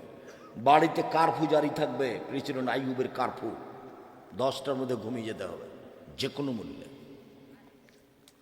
10টার মধ্যে ঘুমিয়ে যাবেন, রাত 3টায় উঠবেন, কত ঘন্টা ঘুম হলো? 5 ঘন্টা। 4টায় উঠবেন, কত ঘন্টা ঘুম হলো? এখন উঠে সুন্দর করে ওযু করে 2 রাকাত সালাত আদায় করে আল্লাহকে বলো। উনি আল্লাহ কিন্তু এখন 7ম আকাশ থেকে কোথায় নেমে আছেন? 1ম আকাশে, খালি আপনার সাথে কথা বলার জন্য। একমাত্র গরু ছাগল নয়, পশু প্রাণী নয়, একমাত্র আল্লাহ আপনার সাথে কথা বলার জন্য কোথায় নেমে এসেছেন? 1ম আকাশে নেমে 7ম আকাশ নিজ স্থান ছেড়ে নিচে এসেছেন আপনার সাথে কথা বলার জন্য। আর আপনি কত পশু প্রাণী, ঘৃণিত মানুষ, জঘন্য মানুষ, স্বভাব খারাপ, খাসলত খারাপ, অভ্যাস খারাপ, আপনি ল্যাংটা মেয়ে দেখতে দেখতে দেখতে দেখতে রাত 3টায় ঘুমিয়েছে। তো উঠবে 7-8টায়। তো কি দিয়ে বুঝবে যে আল্লাহ এখন 1ম আকাশে নেমে এসেছেন আমার সাথে কথা বলার জন্য? আল্লাহর সাথে কথা বলতে হলে, কিছু চাইতে হলে, আল্লাহ যা চাইবেন, আল্লাহ ঢাকা শহরে একটা জমি করে দাও, বলেন, তার কি অভাব আছে? বলে আল্লাহ আমার একটা ভ্যানের ব্যবস্থা করে দাও, তার কি অভাব আছে? আল্লাহ আমার একটা ভালো ছেলের ব্যবস্থা করে দাও, তার কি অভাব আছে? বলেন, বলতে থাকে। বললে তো আর ক্ষতি হবে না, বললেই খুশি, বললেই খুশি, বললেই খুশি, না বললে অসন্তুষ্ট, না বললে অসন্তুষ্ট। সম্মানিত দিনী ভাই বোন, 1 দান, জান্নাত। 2 রাগ দমন, জান্নাত। 3 মাপ, ছাড়, জান্নাত। মনে থাকবে না মনে হয়? সিরিয়াল করেন তো দেখি, এটা কিন্তু কোরআন মাজিদ।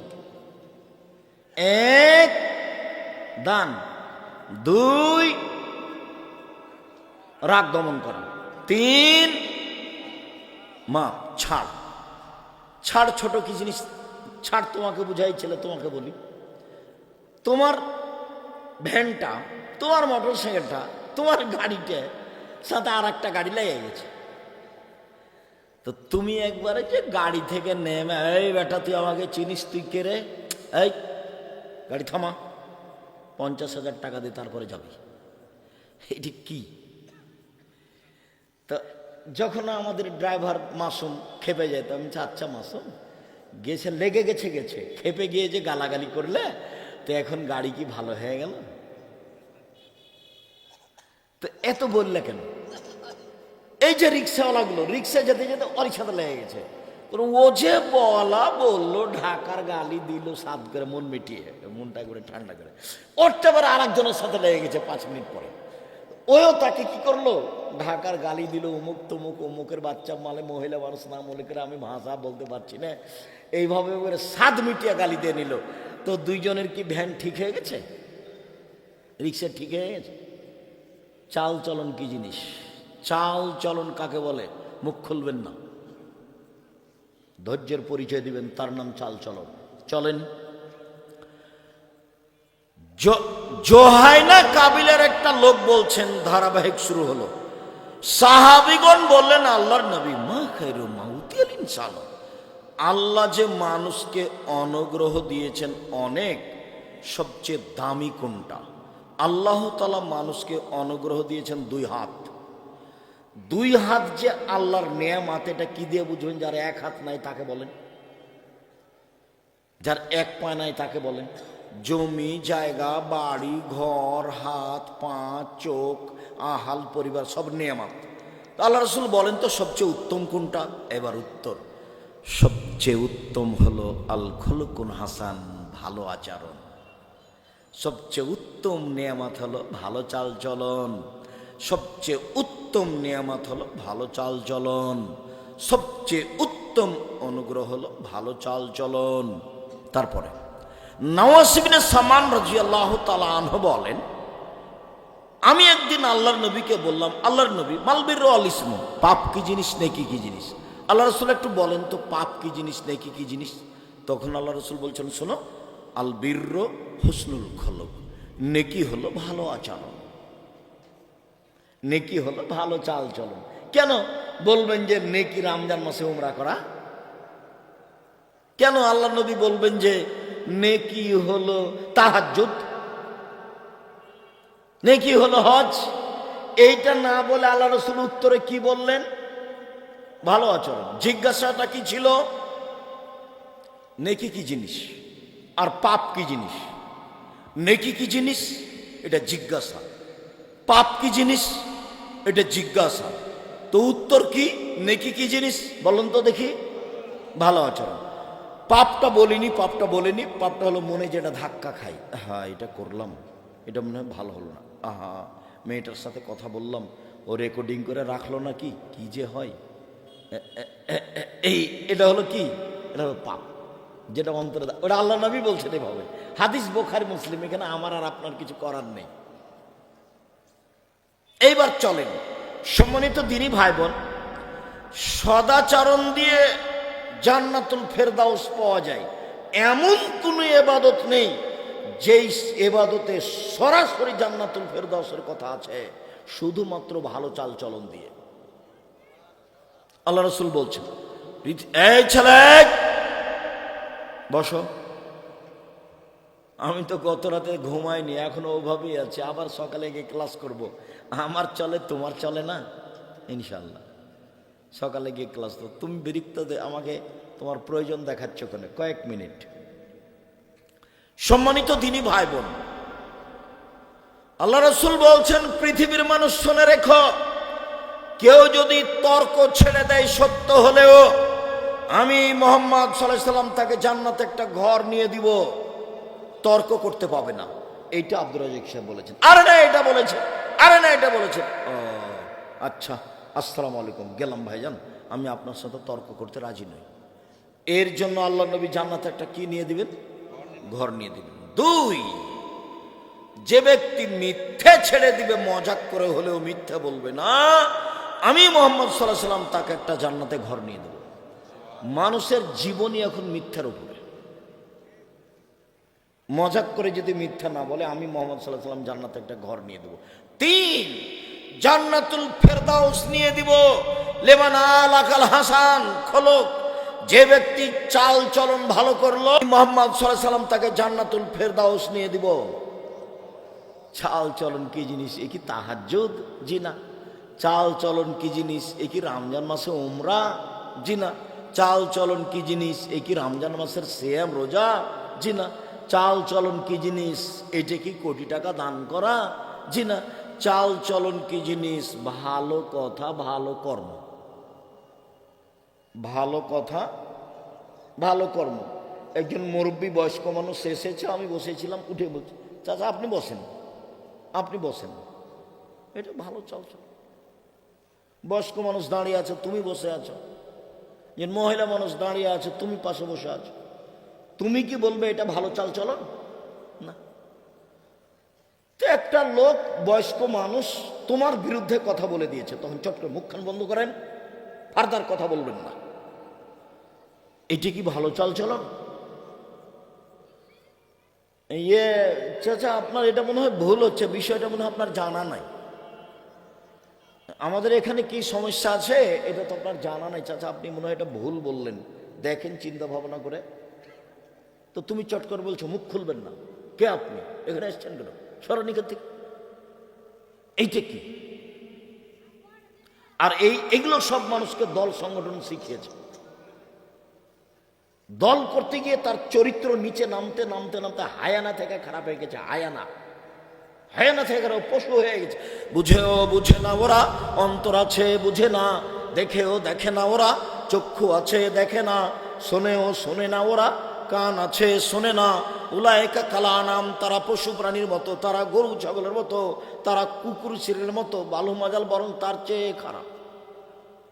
চলেন, ভালো চাল চলন দিয়ে সবচেয়ে দামি জান্নাত পাওয়া যায়। ঘুরে জান্নাতুল ফেরদাউসই হলো সবচেয়ে দামি জান্নাত। আল্লাহ রাসূল বলছেন, শোনো, পৃথিবীতে জান্নাতে কতগুলি ঘর আছে যার বাহির থেকে ভিতর দেখা যায়, ভিতর থেকে বাহির দেখা যায়, খালি টক টক টক টক করছে, ঝকঝক করছে। সাহাবীগণ বললেন, আল্লাহর নবী, লেমন হাজেহি, এত দামি ঘর কে পাবে? আল্লাহ রাসূল বলছেন, লেমন আলানাল কালামা, যার স্বভাব ভালো সে পাবে। আপনাকে অপমান করে কথা বলেছে, আপনি বলেন যে ওর স্বভাব ভালো, বলেন তো দেখি। আপনাকে যে অপমান করে কথা বলেছে আপনি বলতে পারবেন যে তার স্বভাব ভালো? যে আপনাকে ফাঁকি দিয়ে জমি বিক্রি করেছে মিথ্যা দলিল দিয়ে, আপনি বলবেন ওর স্বভাব ভালো?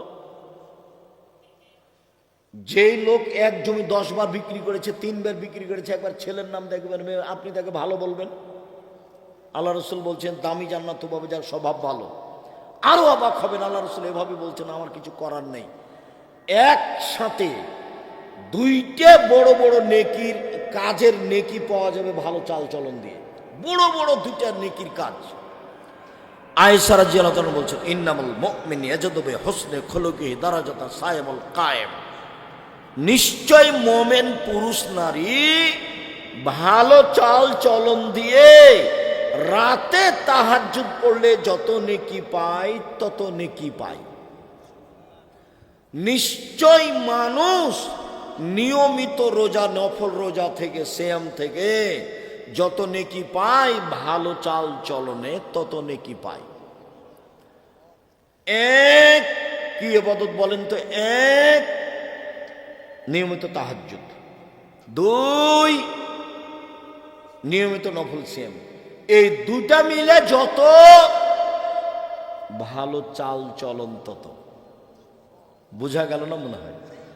এভাবে কিন্তু আমি বলিনি, এভাবে মুহাম্মদ সাল্লাল্লাহু আলাইহি ওয়াসাল্লাম বলেছে।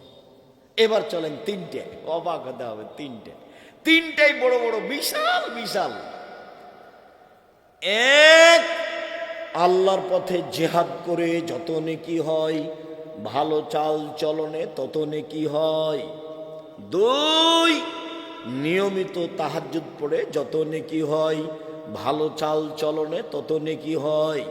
3, নিয়মিত সিয়াম রোজা থেকে যত নেকি হয়, ভালো চাল চলনে তত নেকি হয়। ভালো চাল চলনে টিকে থাকা খুব কঠিন। সমাজ তো আপনার সাথে মিল দিয়ে চলবে না।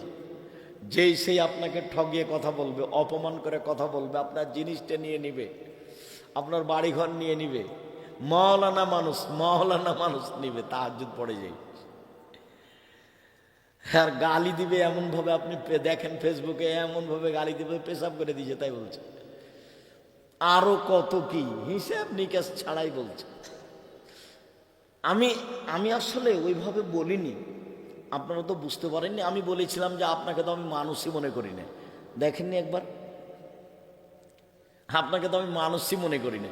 এখন বারবার বলছে যে আসেন বাসে বসবো। কোথায় বসবেন? কোন জায়গায় বসবেন? বাস, খালি যখন তখন বলে।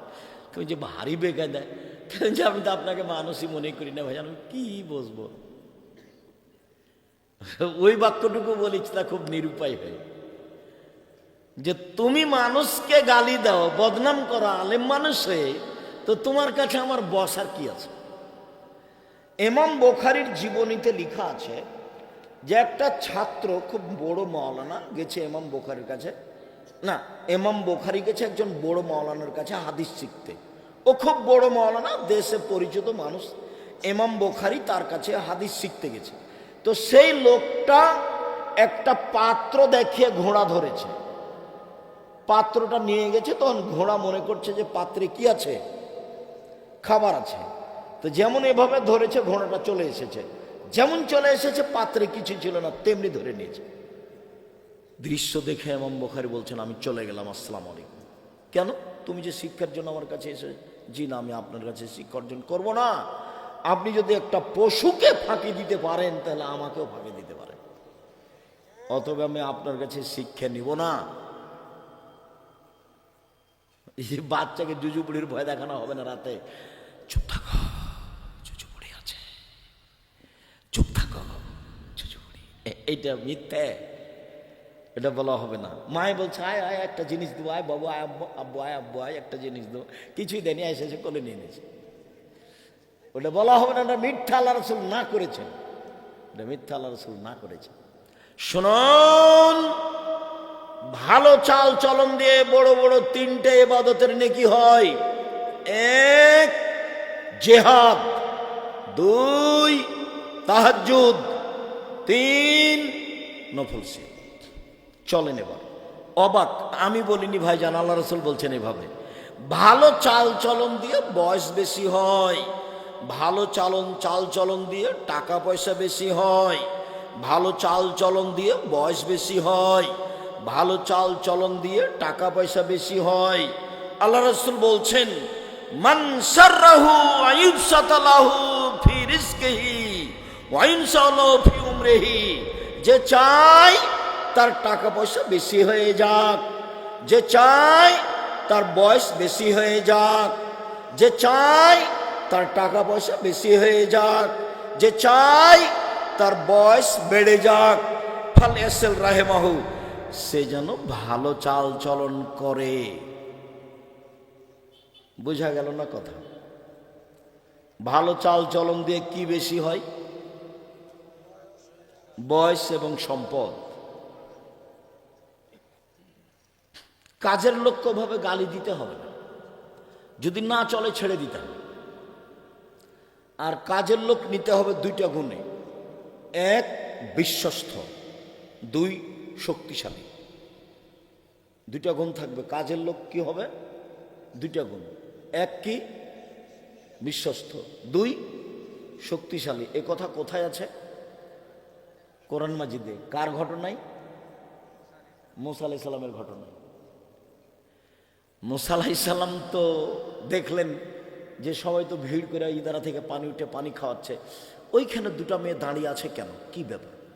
তো মুসা আলাইহিস সালাম উঠে গেলেন, তোমরা এভাবে দাঁড়িয়ে আছো কেন? বলে, ওরা যখন চলে যাবে তখন আমরা পানি উঠে আমাদের ছাগলকে খাওয়াবো। তাহলে সেই কালো মেয়েরা পুরুষের সাথে ভিড় করে কাজ করতো না, কিন্তু মাঠে গেছে। বোঝা গেল না কথা? এটা তো কোরআন মাজিদের আয়াত। তো আমাদের আব্বা বৃদ্ধ মানুষ, ওরা যখন চলে যাবে তখন আমরা পশু প্রাণী নিয়ে গিয়ে ইদারা থেকে পানি উঠে পান করাবো, আমি পান করিয়ে দিই। তো উনি পানি উঠে ওদের ছাগলকে পানি পান করে দিলেন। এবার ওরা চলে গেল। বাড়ি গিয়ে বলছে, আব্বা একটা কথা কি, একটা মানুষ না আমাদের ছাগলকে পানি পান করিয়ে দিয়েছে। সে খুব বিশ্বস্ত মানুষ এবং শক্তিশালী। ইঁদারার মুখের উপরটা না সরিয়ে দিল একাই, শক্তিশালী, খুব বিশ্বস্ত। তো যাও ডেকে নিয়ে আসো তাকে, পারিশ্রমিক দেওয়া হোক। তার ছেলে ছিল না, দুইটা মেয়ে। তো বড় মেয়েটা এসেছে, লজ্জা লজ্জা করে এসে বলছে, আমার আব্বা আপনাকে ডেকেছে পারিশ্রমিক দেওয়ার জন্য। তো চলো, তুমি আমার পিছে পিছে হাঁটো, আমি আগে আগে হাঁটছি। তারপর বলছে, আব্বা একে কাজের লোক হিসেবে রেখে নেন, এ খুব বিশ্বস্ত শক্তিশালী, পারিশ্রমিক দিয়ে দেন, মেয়েরাও বুদ্ধি রাখে। তো উনি দেখে শুনে পরিস্থিতি দেখে বলছে যে কাজের লোক রাখবো না, আমি মেয়েদের সাথে বিবাহ দিয়ে দিই। শোনো, আমার মেয়ের সাথে তোমার বিবাহ দিয়ে দেবো, 12 বছর কাজ করে দিতে হবে মোহর বাবদ, 10 বছর 10 বছর 10 বছর কাজ করে দিতে হবে মোহর বাবদ। তাতে কোনো জুলুম নেই, আমি তোমার উপরে কোনো অত্যাচার করব না, যেটা কথা ফাইনাল সেটাই। তো মুসা আলাইহিস সালাম বলছেন, ঠিক আছে, টাকা পয়সা তো আমার নাই, হে কাজ করে দেবো, থাকতেই পাই না আমি, খেতেই পাই না আমি, কোথায় 700-800 কিলোমিটার দূর থেকে পালিয়ে আসছি, ফেরাউন পিছে পিছে দৌড়াচ্ছে আমাকে মারার জন্য, এখন আমি খেতেও পেলাম, বউ পেলাম, সব যে, এই তো আমার আলহামদুলিল্লাহ। তো মুসা আলাইহিস সালাম মনে করলেন না আমার খুব ভালো সুযোগ।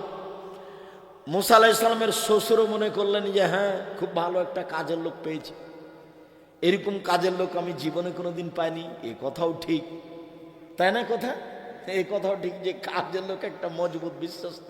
এই আর দায়িত্বশীল যাদেরকে নেতা করবেন, ব্যবসার বড় বড় ইন্ডাস্ট্রিজের মালিক যারা ম্যানেজার থাকবে, তাদের হতে হবে বিদ্যা বেশি, দর্শন বেশি, বিদ্যা বেশি, দর্শন বেশি।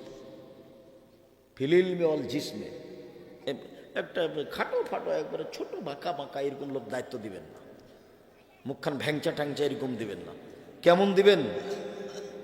বেশ দেখতে সুন্দর, হিষ্টপুষ্ট বলিষ্ঠ, সুন্দর দেখতে, উঁচু লম্বা। সেটা যে তালুত আর জালুতের বাদশার ওখানে আল্লাহ বললেন যে তালুত ছিলেন ফিল ইলমে ওয়াল জিসমে, বিদ্যা এবং গঠনে, বিদ্যা এবং শরীরে তিনি ছিলেন নেতা হওয়ার মতো। এহসান এলাহি জহিরের ছেলে ইবতেসাম এলাহি জহির যখন কালকে উঠে জুমার খুতবায় কথা শুরু করলেন, আমাদের যে কণ্ঠ আছে এর চেয়ে 4 গুণ উঁচা হবে, 4 গুণ। উঠে যখন কথা বলছেন গোটা স্টেজ কাঁপছে, চেয়ার টেয়ার সব স্টেজ কাঁপছে একবারে। বহু সুন্দর বিশাল আকৃতির মানুষ, চেহারা স্রোতের একটা আছে, ওটা আল্লাহ বলছেন। যাক, মধ্যখানে কথা আসলো, কথা কাছে নিয়ে আসি। আর একবার বলি, রাসূল সাল্লাল্লাহু আলাইহি ওয়াসাল্লাম বলেছেন ভাগ্য পরিবর্তন করে লিখা হয় 2টা কাজে। পৃথিবী সৃষ্টির 50,000 বছর পূর্বে যে ভাগ্য লিখা হয়েছে, এইটা নতুন ভাবে কেটে লিখে দেওয়া হবে 2টা কাজে। এক, দোয়া, দোয়া, দিন রাত দোয়া করেন, আল্লাহ যেটা লিখেছেন সেটা কেটে দিবেন, আর একটা লিখে দিবেন। 2, ভালো আচরণ, ভালো চাল চলন, ভালো আচরণ, ভালো চাল চলন। ভালো আচরণ, ভালো চাল চলনে যেটা ভাগ্যে লেখা আছে সেটা আল্লাহ কি করবেন? কেটে নতুন ভাবে লিখে দিবেন। মনে থাকবে কি এগুলো কথা?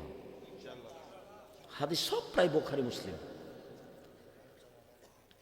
চাল চলন এবং আর একটা কি বললাম, কেটে লিখে দিবেন, ভালো আচরণ, আর একটা কি, দোয়া।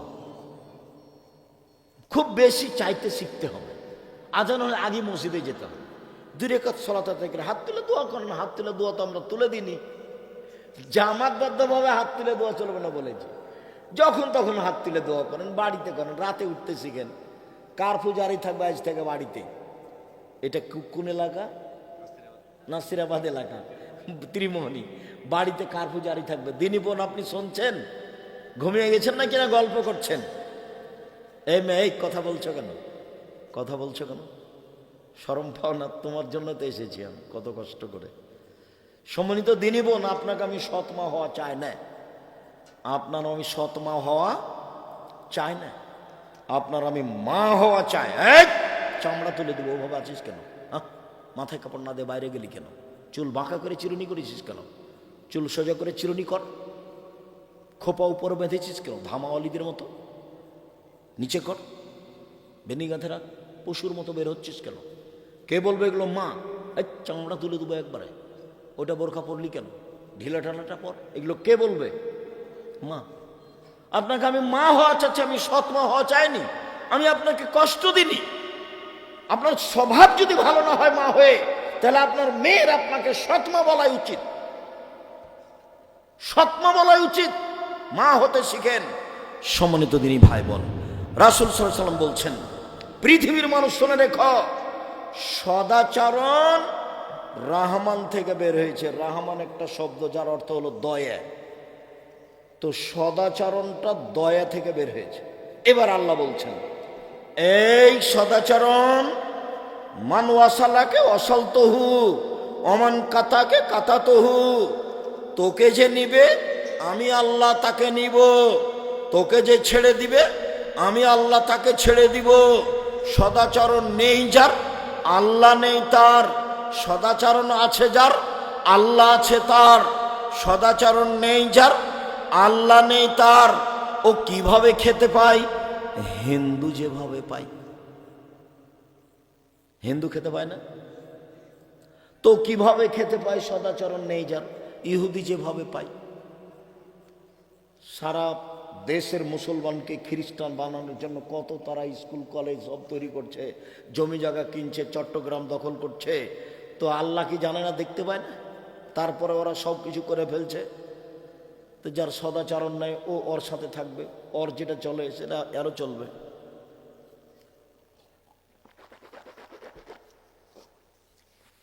আয়েশা রাদিয়াল্লাহু তাআলা আনহা বলেন, সদাচরণ এভাবে আল্লাহর আশ ধরে ঝুলন্ত অবস্থায় বলছে, এইভাবে ঝুলছে সদাচরণ।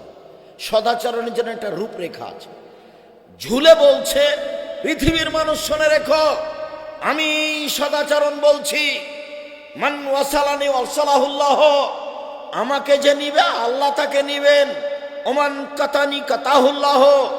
আমাকে যে ছেড়ে দিবে আল্লাহ তাকে ছেড়ে দিবেন। সদাচরণ বলছে। এবার আবার প্রথমে ফিরে যাই। এক, সচ্ছল অসচ্ছল দান। দুই, রাগ দমন। তিন, মাপ ছাড়। এরই নাম সদাচরণ। সম্মানিত দিনী ভাই বোন, রাসূল সাল্লাল্লাহু আলাইহি সাল্লাম বলছেন, এবার মেয়েদের সাথে সদাচরণ। মেয়েদের সাথে সদাচরণ। তিনটে যদি মেয়ে হয়, তিনটে আল্লাহ রসুল বলছেন, মানালা সালাসা বানা তিন। কে যদি তিনটে মেয়ের লালন পালন করে, তিনটে, এক, বিদ্যা শিখিয়ে দিল। এই যে প্রতিষ্ঠান খুলেছেন, ছেলেদের ভিন্ন করে মেয়েদের ভিন্ন করে খুলবেন, আপনারা টাকা পয়সা দিবেন, এলাকার লোক আপনারা মেয়ে পাঠান, যারা পরিচালনা করছেন তারা ভালো সিলেবাস তৈরি করেন, না হলে জামিয়া সালাফিয়ার সিলেবাস নিয়ে আসেন। প্রত্যেক নভেম্বরে জামিয়া সালাফিয়ার সিলেবাস নতুনভাবে তৈরি করা হয়। পৃথিবীর যারা বড় বড় বিদ্বান, সৌদি আরবের, ইন্ডিয়ার, তারা বসে বৈঠক করে সিলেবাস তৈরি করে, চয়ন করে, কমবেশ করে। আর যারা একেবারেই চট্টগ্রাম, ঢাকা থেকে ট্রেনিং প্রাপ্ত কোরআন শিক্ষা প্রশিক্ষণ নুরানি, তারা হলো সব নুরানির শিক্ষক। জামিয়া সালাফিয়ার এক একজনের বেতন 20,000, 25,000, 30,000 করে। এখন জামিয়া সালাফের কথা নকল করছি। আপনি ওভাবে কিছু শিক্ষক রাখেন, যারা আশেপাশে আছেন তারা ছেলেদেরকে এখানে পাঠান। কেননা স্কুলের মাপ ওইভাবে নয়, এখানকার যে মাপ, এখানকার শিক্ষকেরা তাকে বাংলা অক্ষর শিখাবে, কোন মাপে লিখতে হয়, ইংরেজি অক্ষর শিখাবে, কোন মাপে লিখতে হয়, আরবি অক্ষর শিখাবে, কোন মাপে লিখতে হয়, কোন মাপে মুখ দিয়ে বের করতে হয়। সব নুরানি ট্রেনিং প্রাপ্ত শিক্ষক রাখেন। এলাকার লোককে বলছি, ছেলে মেয়ে এখানে পাঠান, এভাবে প্রতিষ্ঠান গড়ে তুলেন। নইলে জামিয়া সালাফিয়ার সাথে সম্পর্ক রাখেন। জামিয়া সালাফিয়া দেশের সর্ববৃহৎ প্রতিষ্ঠান। জামিয়া সালাফিয়া বাংলাদেশের সবচেয়ে বড় প্রতিষ্ঠান। জামিয়া সালাফিয়া শিরক মুক্ত প্রতিষ্ঠান। জামিয়া সালাফিয়া বিদাত মুক্ত প্রতিষ্ঠান। জামিয়া সালাফিয়া দল মুক্ত প্রতিষ্ঠান।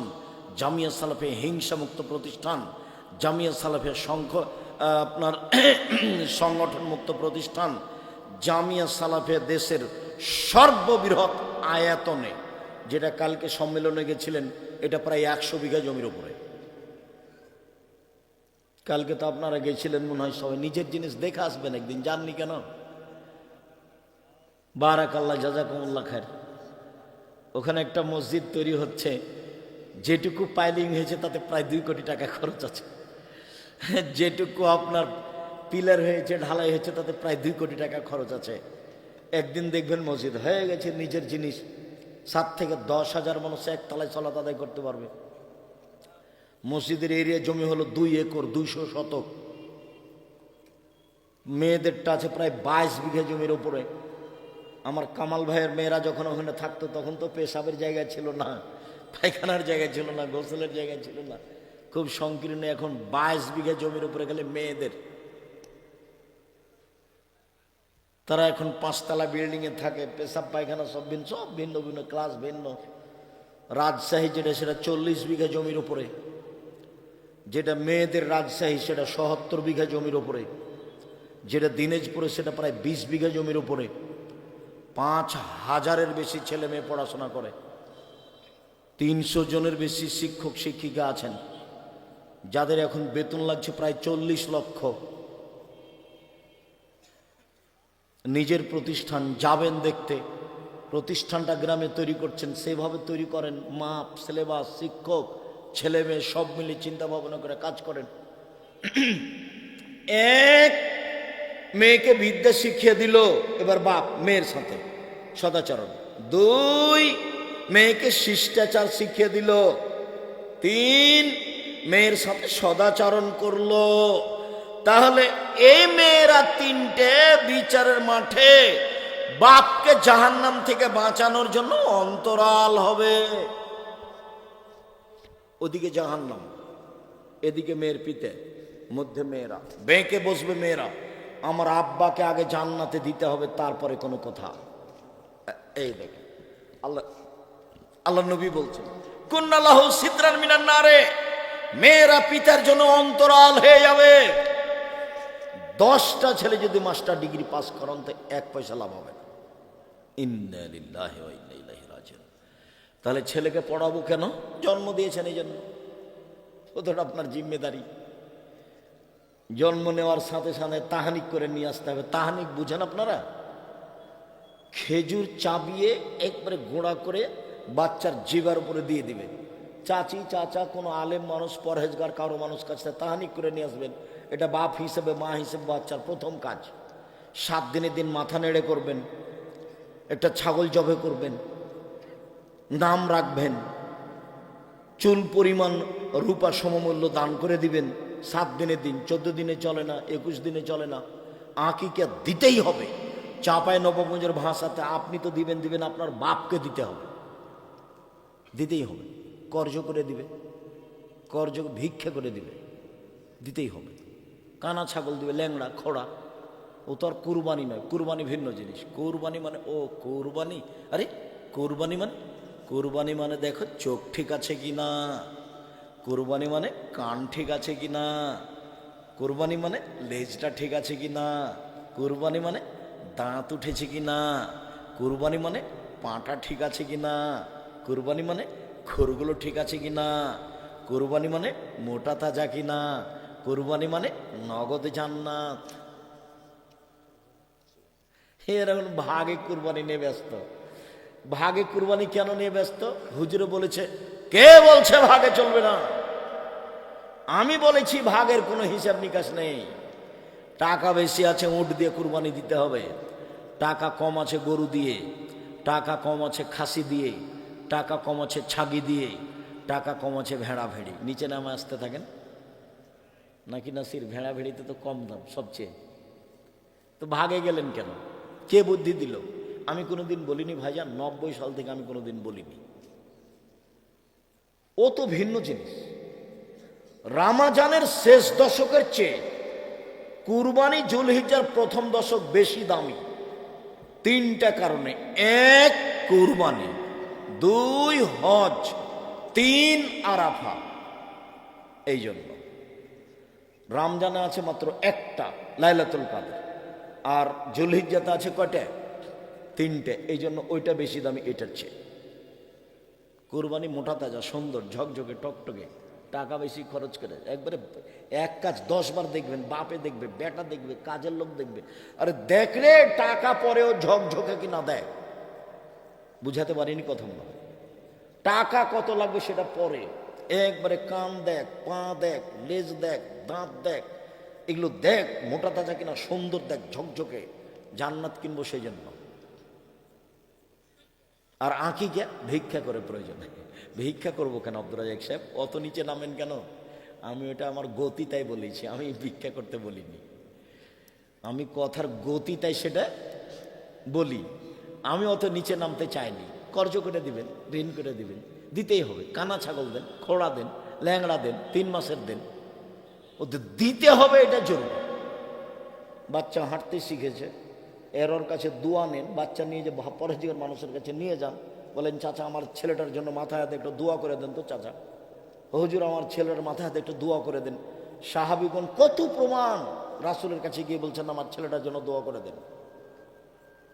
আল্লাহ রসুল ছেলেকে কোলে নিয়ে মাথায় হাত দিয়ে দোয়া পড়ে দিচ্ছেন। কত হাদিস।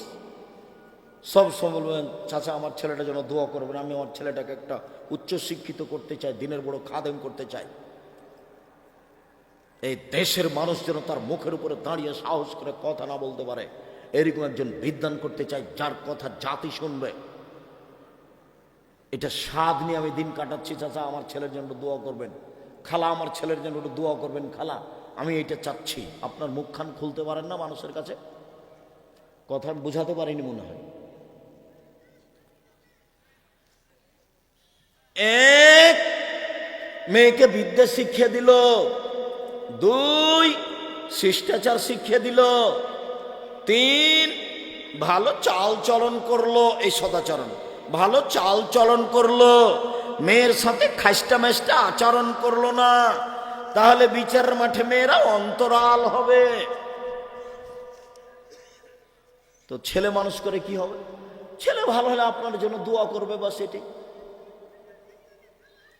জিম্মেদারি পালন করতেই হবে। ওকে ভালো করে পড়াশোনা শিখাতে হবে। সলাত আদায় করে কিনা ঠিকভাবে দেখতে হবে। সলাত আদায় করেছো? কোথায় গেছিলে তখন? কোথায় গেছিল? দাঁত খুলে দেবো একবারে। আজানের সাথে সাথে মসজিদে গেলে না কেন? বাপ আপনি বলবেন, এই জন্য তো আপনি বাপ, ওই জন্য তো মা। এই জিম্মেদারি আল্লাহ রাসূল আপনার উপরে চাপিয়ে দিয়েছেন, আপনার স্ত্রীর উপরে, 2 জনের উপরে চাপিয়ে দিয়েছেন। তো এখন মুসাল্লি বলছেন ভাইজান 2টা মেয়ের, একটা মেয়ের কথা বলেন ভাইজান, একটা মেয়ের কথা বলেন, কিছু বলেন। আমাকে বলছে মিরপুরের মুসল্লি। তাই আমি বলছি ভাইজান একটা মেয়ের কোনো কথা নেই। আল্লাহ রাসূল বলেছেন কে যদি 2টা মেয়ে লালন পালন করে, সেই পিতার আমি জান্নাতে একসাথে এইভাবে থাকবো। তখন আল্লাহ আঙ্গুল জমা করে দিয়েছে। আর বলেছেন কে যদি এতিমের লালন পালন করে, তো সে লোক আর আমি জান্নাতে এভাবে থাকবো। একটু ফাঁকা করেছেন, বুঝতে পারেন না মনে হয়। এতিম জামিয়া সালাফিয়া 519 জন এতিম আছে। কতজন? 519 জন। প্রতিষ্ঠান কিন্তু আপনার। আমি বলতে এসেছি আপনাকে জানানোর জন্য। আপনি দেখেন, আপনি চালান। কই আমরা তো টাকা পয়সা দিনে, এটা কি বললে জায়গাটার নাম? ত্রিমোহনী। আব্দুর রাজাক সাহেব আপনি না জানেন, আমরা দিই তো। আপনি টাকা পয়সা অত কোথায় পান? আমরাই তো দিই। ভালো, আলহামদুলিল্লাহ দেন, আলহামদুলিল্লাহ। 519 জন এতিম আছে। নিচে কোনো ভিত্তি নেই, এমনি শূন্যের উপরে আছে। মানে একটা কমিটি দিয়ে প্রতিষ্ঠান চলে, ওরা টাকা পয়সা দেয়, এরকম জামিয়া সালাফিয়া নয়। জামিয়া সালাফের শিক্ষক জানে না কিভাবে প্রতিষ্ঠান চলে। কেউ জামিয়া সালাফের ব্যাপারে মুখ খুলতে পাবে না, কোথাও কেউ আদায় করতে পাবে না। সব নিষেধ করা আছে, জরিমানা হবে আদায় করলে। শুধু আমি বলি সরকারি পয়সা দিয়ে জামিয়া সালাফে চলে না। আপনি আর আমি দিই 2000, 5000, 50,000, 1 লাখ, এভাবেই চলে। চলছে আলহামদুলিল্লাহ, ভালো অবস্থায় আছে। দেশের সবচেয়ে বড় প্রতিষ্ঠান। আর অত শিক্ষক বাহির থেকে নিয়ে আসার সাহস করাই কঠিন। এক একজনের বেতন 70-80 হাজার, 1 লাখ করে বাহির থেকে এসে আছে। তাদের খাওয়া ভিন্ন, সৌদি আরব থেকে যারা এসেছে তাদের খাওয়া ভিন্ন, আমরা যারা আছি আমাদের খাওয়া ভিন্ন। আপনার এই প্রতিষ্ঠানটা চালান, ভালো করে চালার চেষ্টা করেন। সম্মানিত দিনী ভাই বোন, কাছাকাছি চলে আসলাম, এবার এদিকে দেখেন। আল্লাহ রাসূল বলছেন, শোনো, একজন মুসলমান আর একজন মুসলমানের সাথে প্রাচীরের মতো থাকবে এইভাবে। এবার আল্লাহ রাসূল বাস্তব দেখাচ্ছেন, এইভাবে দেখো দেখো দেখো দেখো দেখো। সুম্মা সাব্বাকা বাইনা আসাবিহি, আঙ্গুলকে আঙ্গুলের মধ্যে ঢোকালেন, এইভাবে যেমন লেগে গেল একটা আর একটার সাথে। মুসলমান আছে একজন আর একজনের সাথে এইভাবে। আপনি দল করবেন, যদি আমি আপনার বিরোধী দলের লোক হয়ে আর যদি আমি বিপদে পড়ি, তাহলে আপনি বলবেন ঠিক হয়েছে, ঠিক হয়েছে, ঠিক হয়েছে। এটা কি টিকলো? আমার চোখের দেখা বিরোধী লোক বিপদে পড়েছে, সেজন্য উনি গরু জবাই করলেন, আমার চোখের দেখা। আর যেটা আমি বলি সেটা আমাদের গ্রামের ঘটনা। দুই ভাই গন্ডগোল করে মারামারি করে জমি ভাগ করতে করতে ঢেঁকি কেটে ভাগ করে নিয়েছে। এটা কোন আচরণ? আবার বলছে যে থাম, তোর এখানে যদি আমি বাড়ি চলে যাই এখান থেকে, এমন মানুষের কাছে আমার ভাগ বিক্রি করব যে তোকে গুতাতে পারে। ভাইজান বুঝতে বলেন এটা কথা কি? দুই ভাই কিন্তু ঝগড়া লেগে বলছে যে আমি তো চলে যাবো এখান থেকে, তা আমার ভাগটা তোকে দিব না। এমন লোককে দিব যে তোকে কি করতে পারে? খোঁচাতে পারে, গালি দিতে পারে, মারতে পারে, জেল দিতে পারে, হাজতে দিতে পারে। তাহলে ছাড় দেন, ছাড়। আচ্ছা যাক, ছাড়ের ব্যাপারে কি বলেছে? ঘটনা বড় ভাইয়ের কারণে ঘটেছে। ঝগড়া কার কারণে ঘটেছে? বড় ভাইয়ের কারণে। ক্ষমা নিবে কে? ছোট ভাই। এটাই নীতি। ঝগড়া কার কারণে হয়েছে? বড় যা, যা বুঝেন আপনারা, বড় যা, দুই ভাইয়ের দুই স্ত্রী, বড় জায়ের কারণে ঝগড়া হয়েছে। ক্ষমা নিবে কে? ছোট যা। বুবু আপা ভুল হয়েছে, চল আমরা এক মায়ের ছেলে মেয়ের মতো করে বসবাস করি। সকালে বলবে, সন্ধ্যায় বলবে, রোজ বলবে, আপা বলে ডাকবে, বুবু বলে ডাকবে, সম্মান দিয়ে ডাকবে। আসার সাথে সাথে তাড়াহুড়ো করে উঠে চারটা বসতে দিবে ওই যাকে, যে যার সাথে কথা বন্ধ আছে। আগামীকাল সন্ধ্যা হতে হতে কথা চালু করতে হবে যে কোনো মূল্যে। আমি তো চেষ্টা করি। মৌলানা সাহেবকে আমি বলছি, মৌলানা সাহেব আসেন, জামিয়া সালফের সাহেব বলে না আসেন, তা হাসছে। আসেন না, হাসছে। তখন যে আপনার বাপও পারবে না, আমাকে ডাকেন। আপনাকে ডাকে বলার মুচি দিয়ে ডাকেন, মুচি দিয়ে। খালি বললেই চলে যাব। এর অর্থ এই নয় যে আমি রাস্তায় পড়ে আছি। তার মানে আমার কাছে কোনো প্রতিশোধ নেই, আমার কাছে কোনো হিংসা বিদ্বেষ নেই। কেউ যদি গালি দেয় খুব, দিতে দিতে বন্ধ করে, তখন আবার আমি রিং দিয়ে বলি, ভাইজান মোবাইলের টাকা কি শেষ হয়ে গেছে, মনে হয় গালি বাকি ছিল, আর একটু দিয়ে নেন যদি থাকে। শুরু করে আমার মা দিয়ে, আমার বোন দিয়ে, এগুলো দিয়ে শুরু করে ও। আমি তার প্রতিশোধ নেওয়া বুঝে পাতাই পড়ি না আমি। ওটা ছাড় দিতে শিখেন, ছাড়। বড় ভাইকে সম্মান করতে শিখেন বাপের মতো, বড় যাকে সম্মান করতে শিখেন মায়ের মতো। প্রতিবেশীর সাথে ভালোভাবে কথা বলার চেষ্টা করেন। প্রতিশোধ নেই, প্রতিবাদ নেই, প্রতিশোধ নেই, প্রতিবাদ নেই। শেষের দিকে চলে এসেছি। রাসূল সাল্লাল্লাহু আলাইহি ওয়াসাল্লাম বলছেন, আল মুমিন লিল মুমিন কারাজুলিন ওয়াহিদ। সারা পৃথিবীর মানুষ একটাই, সারা পৃথিবীর মানুষ একটাই। ইনিস্তাকা আইনহু ইস্তাকা কুল্লহু। যদি চোখ ব্যথা করে সারা শরীরে ব্যথা বুঝে, যদি মাথা ব্যথা করে সারা শরীরে ব্যথা বুঝে। তার মানে ওইটা আমার ভাই, ওর সাথে গন্ডগোল মানুষ মাত্র হয়ে যেতেই পারে। ও একটু বিপদে পড়েছে, তাড়াহুড়া করে যেতে হবে। ভাইজান কি খবর? ছেলে অসুস্থ নাকি? অ্যাম্বুলেন্স লাগবে? ডাক্তারের কাছে যাব? কি করা লাগবে বলেন? এর নাম হল একসাথে থাকা, এক শরীরে। বুঝাতে পারি না কথা বলো? সব সময় সুবিধা অসুবিধায় থাকতে হবে প্রতিবেশীর সাথে, পাশের লোকের সাথে। হিংসা এমনিতে জন্ম নেয়। এই যে এখানে পাশাপাশি দুইটা দোকান, আমার একটা আপনার একটা, খালি লোক এসে আপনার দোকানে কিনে, আপনার দোকানে কিনে, তখন আমি খালি খালি বিষ করি, মনটা খুব খারাপ হয়, খুব মনটা খারাপ হয়। এবার একটা লোক আমার কাছে এসেছে, তখন আমি বলছি, এই ওখানে যাস কেন? জানিস না যে 20 টাকার জিনিস 40 টাকা ধরে? জানিস? দেখেন হিংসা, হিংসা। আল্লাহ রাসূল বলছেন, সবচেয়ে ভালো মানুষকে, আলোচনার শেষে সবচেয়ে ভালো মানুষকে, নিরাপদ অন্তর যার, সত্যবাদী মুখে যে, সেই সবচেয়ে ভালো মানুষ। নিরাপদ অন্তর যার, মুখে সত্যবাদী যে, সেই সবচেয়ে ভালো মানুষ। আল্লাহর নবী মুখে সত্যবাদী কথা বুঝি, অন্তর নিরাপদ কথাটা বুঝি না, ভালো করে বুঝিয়ে বলেন। তখন বললেন আত্তাকিও আন্নাকিও, স্বচ্ছ পরহেজগার, ক্ষতিতে নেই, অন্যায়ের সাথে নেই, স্বচ্ছ পরহেজগার। কিভাবে? চারটে। এক, পাপ নেই যার, পাপ নেই কার, সবারই আছে, হলেই ক্ষমা চায় যে, পাপ নাই তা। দুই, সীমা লঙ্ঘন নেই যার, প্রায় 30 বছর থেকে বলছি এতদা অঞ্চলে, সীমা লঙ্ঘন নেই যার। বড় তো ছেলে, বলো তো ছেলে, ছোট সীমা লঙ্ঘন কি বলো? মনে নাই কেন? ওই যে মরিচ কিনছিলে, 100 মরিচ নিলে, তখন ডালি থেকে একটা মরিচ দেখছো কেমন ভালো কিনা, এখন দাঁড়ি পাল্লা হয়ে গেছে, বলো তো তোমার হাতের মরিচটা কোথায় রাখবে? তোমার ডালিতে, তোমার ব্যাগে যদি রাখো, তাহলে তোমার ভিতরে সীমা লঙ্ঘন আছে। ও তো গরিব মানুষ, দাঁড়ি পাল্লা হয়ে গেছে, আর মরিচটা কোথায় রাখবো? ওরই পাল্লাই, ওরই ডালিতে রাখতে হবে। কথা বোঝা যায় না? যদি আপনি রাখেন তাহলে এটা ছোট সীমা লঙ্ঘন। বড় সীমা লঙ্ঘন কোনটা? জমি দখল, গরিব মানুষকে বাড়ি থেকে তুলে দেওয়া। ওর বাড়িটা, গরিব মানুষ আপনার বাড়ির মুখের উপরে ছিল, ওর জন্য আপনার খুব অসুবিধা, তো মামলা করে বলছো ওনাকে বসতে দিয়েছিলাম, এখন ঝামেলা পাকা, ওটা তুলে দিতে হবে। এই যে বড় সীমা লঙ্ঘন। দুই, সীমা লঙ্ঘন নেই যার। তিন, আত্মসাৎ নেই যার। চার, হিংসা নেই যার। মনে থাকবে না মনে হয়? এক, পাপ নেই যার। তো পাপ নেই যার, এটা কি দিয়ে বুঝলে? পাপ হলে ক্ষমা চাই, তওবা করে।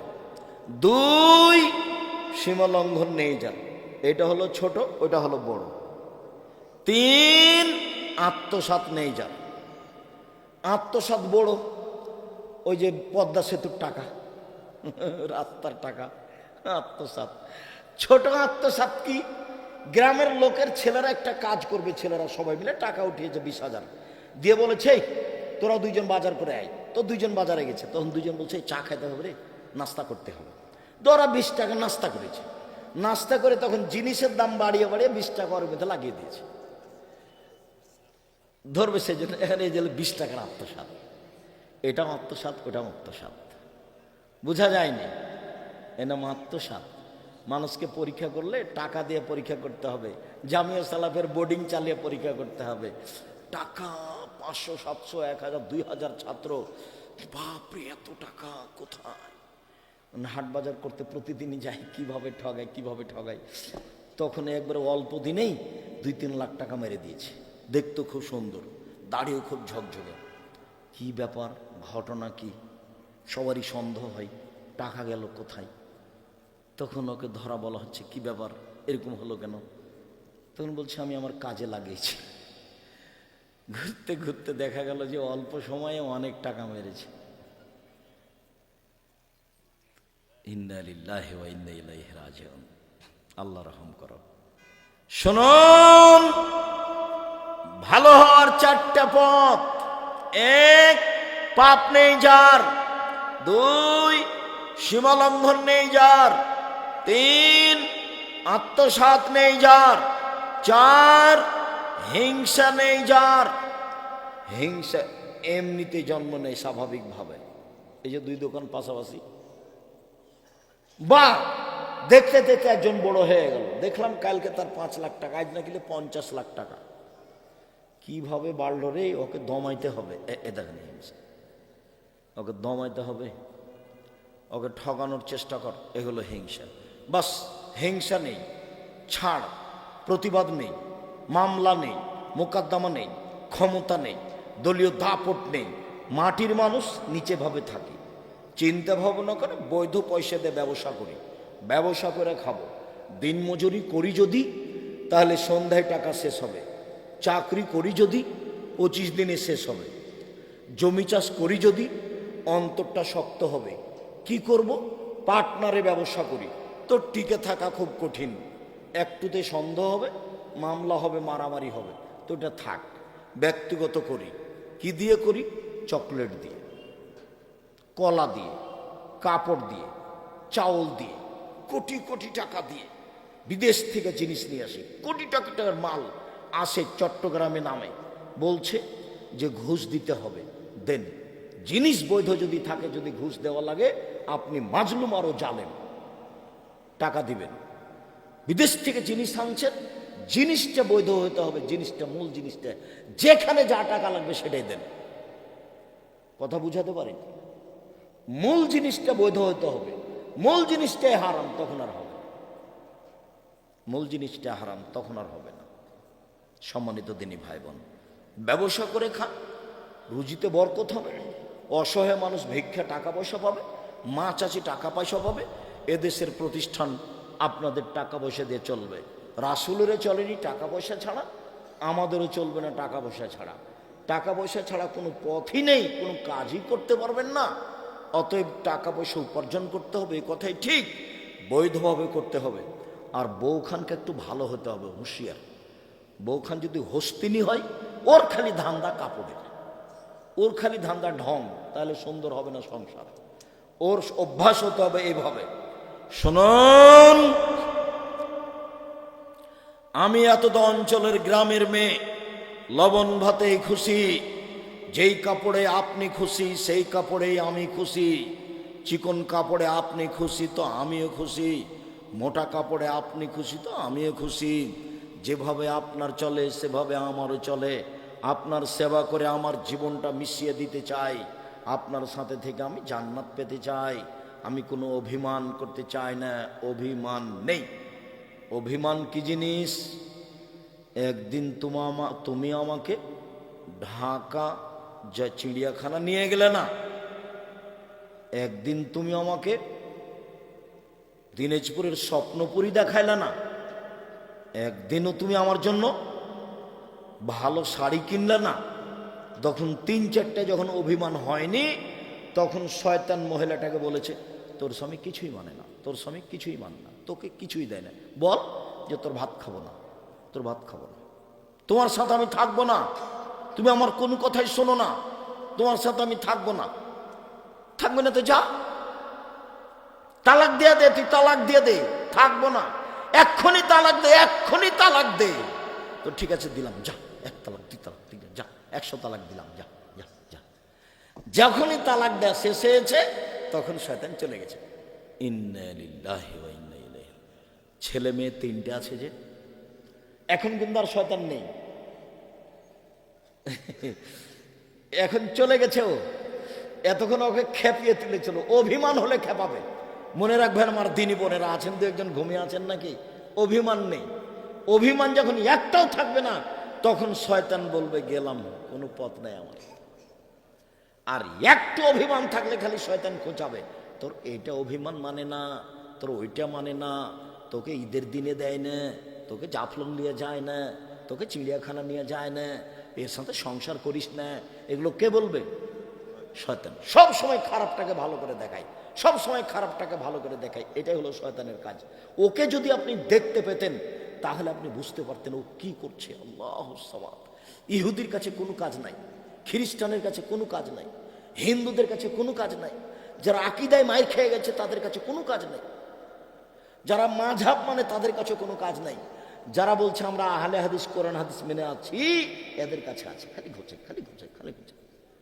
আর যারা মাদ্রাসায় পড়ে, ওরাকে শয়তান বলে ঘুমিয়ে যাও, ঘুমিয়ে যাও, নামাজ পড়িস না, ঘুমিয়ে যাও। কেননা শয়তানের কাজ তো থাকতে হবে। শয়তানের কাজ, শয়তান জিদ করেছে, আল্লাহর সামনে বলেছে শয়তান, জীবন বাজি রেখে চেষ্টা চালাবো, আদমের ছেলে মেয়ে জান্নাতে কিভাবে যায় তা দেখে ছেড়ে দিব, আমাকে একটু সময় দেন কিয়ামত পর্যন্ত। ঠিক আছে, তাই দিলাম। এবার দেখবো কিভাবে আল্লাহর ছেলে মেয়ে জান্নাতে যায়। আমি যাব জাহান্নামে, আর আদমের ছেলে মেয়ে যাবে জান্নাতে। অত সহজ কথা? কিভাবে যায় জান্নাতে তার দেখে ছেড়ে দিব। এই জিদে কে আছে? শয়তান আছে। সবসময় সফল হওয়ার জন্য চেষ্টা চালাচ্ছে। সম্মানিত দিনী বোন, আপনি কোন সময় অভিমান করবেন না। অভিমান নেই, শয়তান থাকবে না। এই যে এখন তালাকের কথা বলতে বলতে 100 তালাক দিয়ে দিয়েছে। এখন মৌলানা সাহেবের কাছে গেছে, বলে 1 রাতের জন্য বিবাহ দিতে হবে। এটা আবার কি হলো? আস্তাগফিরুল্লাহ। আব্দুর রাজ্জাককে বলে দেখেন, হ্যাঁ 1 তালাক হয়েছে, সংসার করেন, কোনো সমস্যা নেই, মুখখান বন্ধ রাখেন, 2টা মারিয়েন, তালাক বলিয়েন না, তালাক বলিয়েন না, মুখে তালাক বলবেন না। যদি নাই চলে তো সমাজ বিচ্ছিন্ন করবে। আপনি মুখে বলবেন না, মুখ খুলবেন না, রাগ করে একটা মারিয়েন, কিন্তু তালাক শব্দ মুখে আনবেন না। তালাক শব্দ বললেই শয়তান বলেছে, হ্যাঁ এবার হয়েছে, এবার হয়েছে, ওকে আমি একটা পর্যায়ে জাহান্নামে নিয়ে যাব, ওকে 1 রাতের জন্য বিবাহ দেওয়ার বউকে, অন্তত এটা তো করবো। হাফেজ সাহেব আছে, তাই 1 রাতের জন্য বিবাহ দিয়েছে, সকালে তালাক দিয়ে দিয়েছে, তখন আবার ফিরিয়ে নিয়েছে। সম্মানিত দিনী ভাই বোন, সদাচরণ ইবাদতের জগতে সবচেয়ে ভারী নেকির ইবাদত। আজ থেকে কোনো প্রকার হিংসা বিদ্বেষ নেই, সব ছাড়।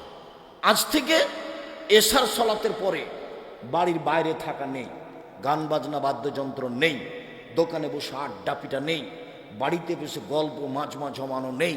রাত 10টায় ঘুমিয়ে যাব, 3টায় 4টায় উঠবো, সুন্দর করে উঁচু করে 2 রাকাত সালাত আদায় করে ব্যবসা বাণিজ্যের কথা বলবো, ছেলে মেয়ের টাকা পয়সার কথা বলবো, ছেলে মেয়ের বিদ্যার কথা বলবো। শরীরটা ভালো থাকবে, মনটা ভালো থাকবে। বৃহস্পতিবার সোমবার সিয়াম থাকবো, শরীরটা ভালো থাকবে, মনটা ভালো থাকবে। প্রয়োজনীয় কথা আল্লাহর কাছে বলবো, আল্লাহ তুমি আমাদের কবুল করো, আল্লাহুম্মা আমিন। এই প্রতিষ্ঠানটা কবুল করো, আল্লাহুম্মা আমিন। দিনী ভাই বোন, আপনার এই ছেলে মেয়েকে দিয়ে প্রতিষ্ঠানটাকে ভালো করে সচল করার চেষ্টা করেন, আপনাদের চেষ্টা আল্লাহ কবুল করুক, আল্লাহুম্মা আমিন। এই কথা বলে সবার কল্যাণ কামনা করে আপাতত আজকের মতো কথা এখানেই শেষ করলাম। আল্লাহ আমাদের যারা মারা গেছে তুমি তাদের কবরের শাস্তি মাফ করো, আমরা যারা অসুস্থ তুমি তাদের আরোগ্য দান করো, আমরা যারা বেঁচে আছি তুমি তাদেরকে তোমার রাসূলের পদ্ধতি অনুযায়ী চলার তৌফিক দান করো। বিশেষভাবে আজকের পর থেকে নিয়ে সদাচরণের তৌফিক দান করো। এ দাবি, এ দাওয়া, এ দোয়া রেখে আজকের আলোচনা এখানে শেষ করলাম। সুবহানাকাল্লাহুম্মা ওয়া বিহামদিকা আশহাদু আল্লা ইলাহা ইল্লা আনতা আস্তাগফিরুকা ওয়া আতুবু ইলাইক। আসসালামু আলাইকুম ওয়া রাহমাতুল্লাহ।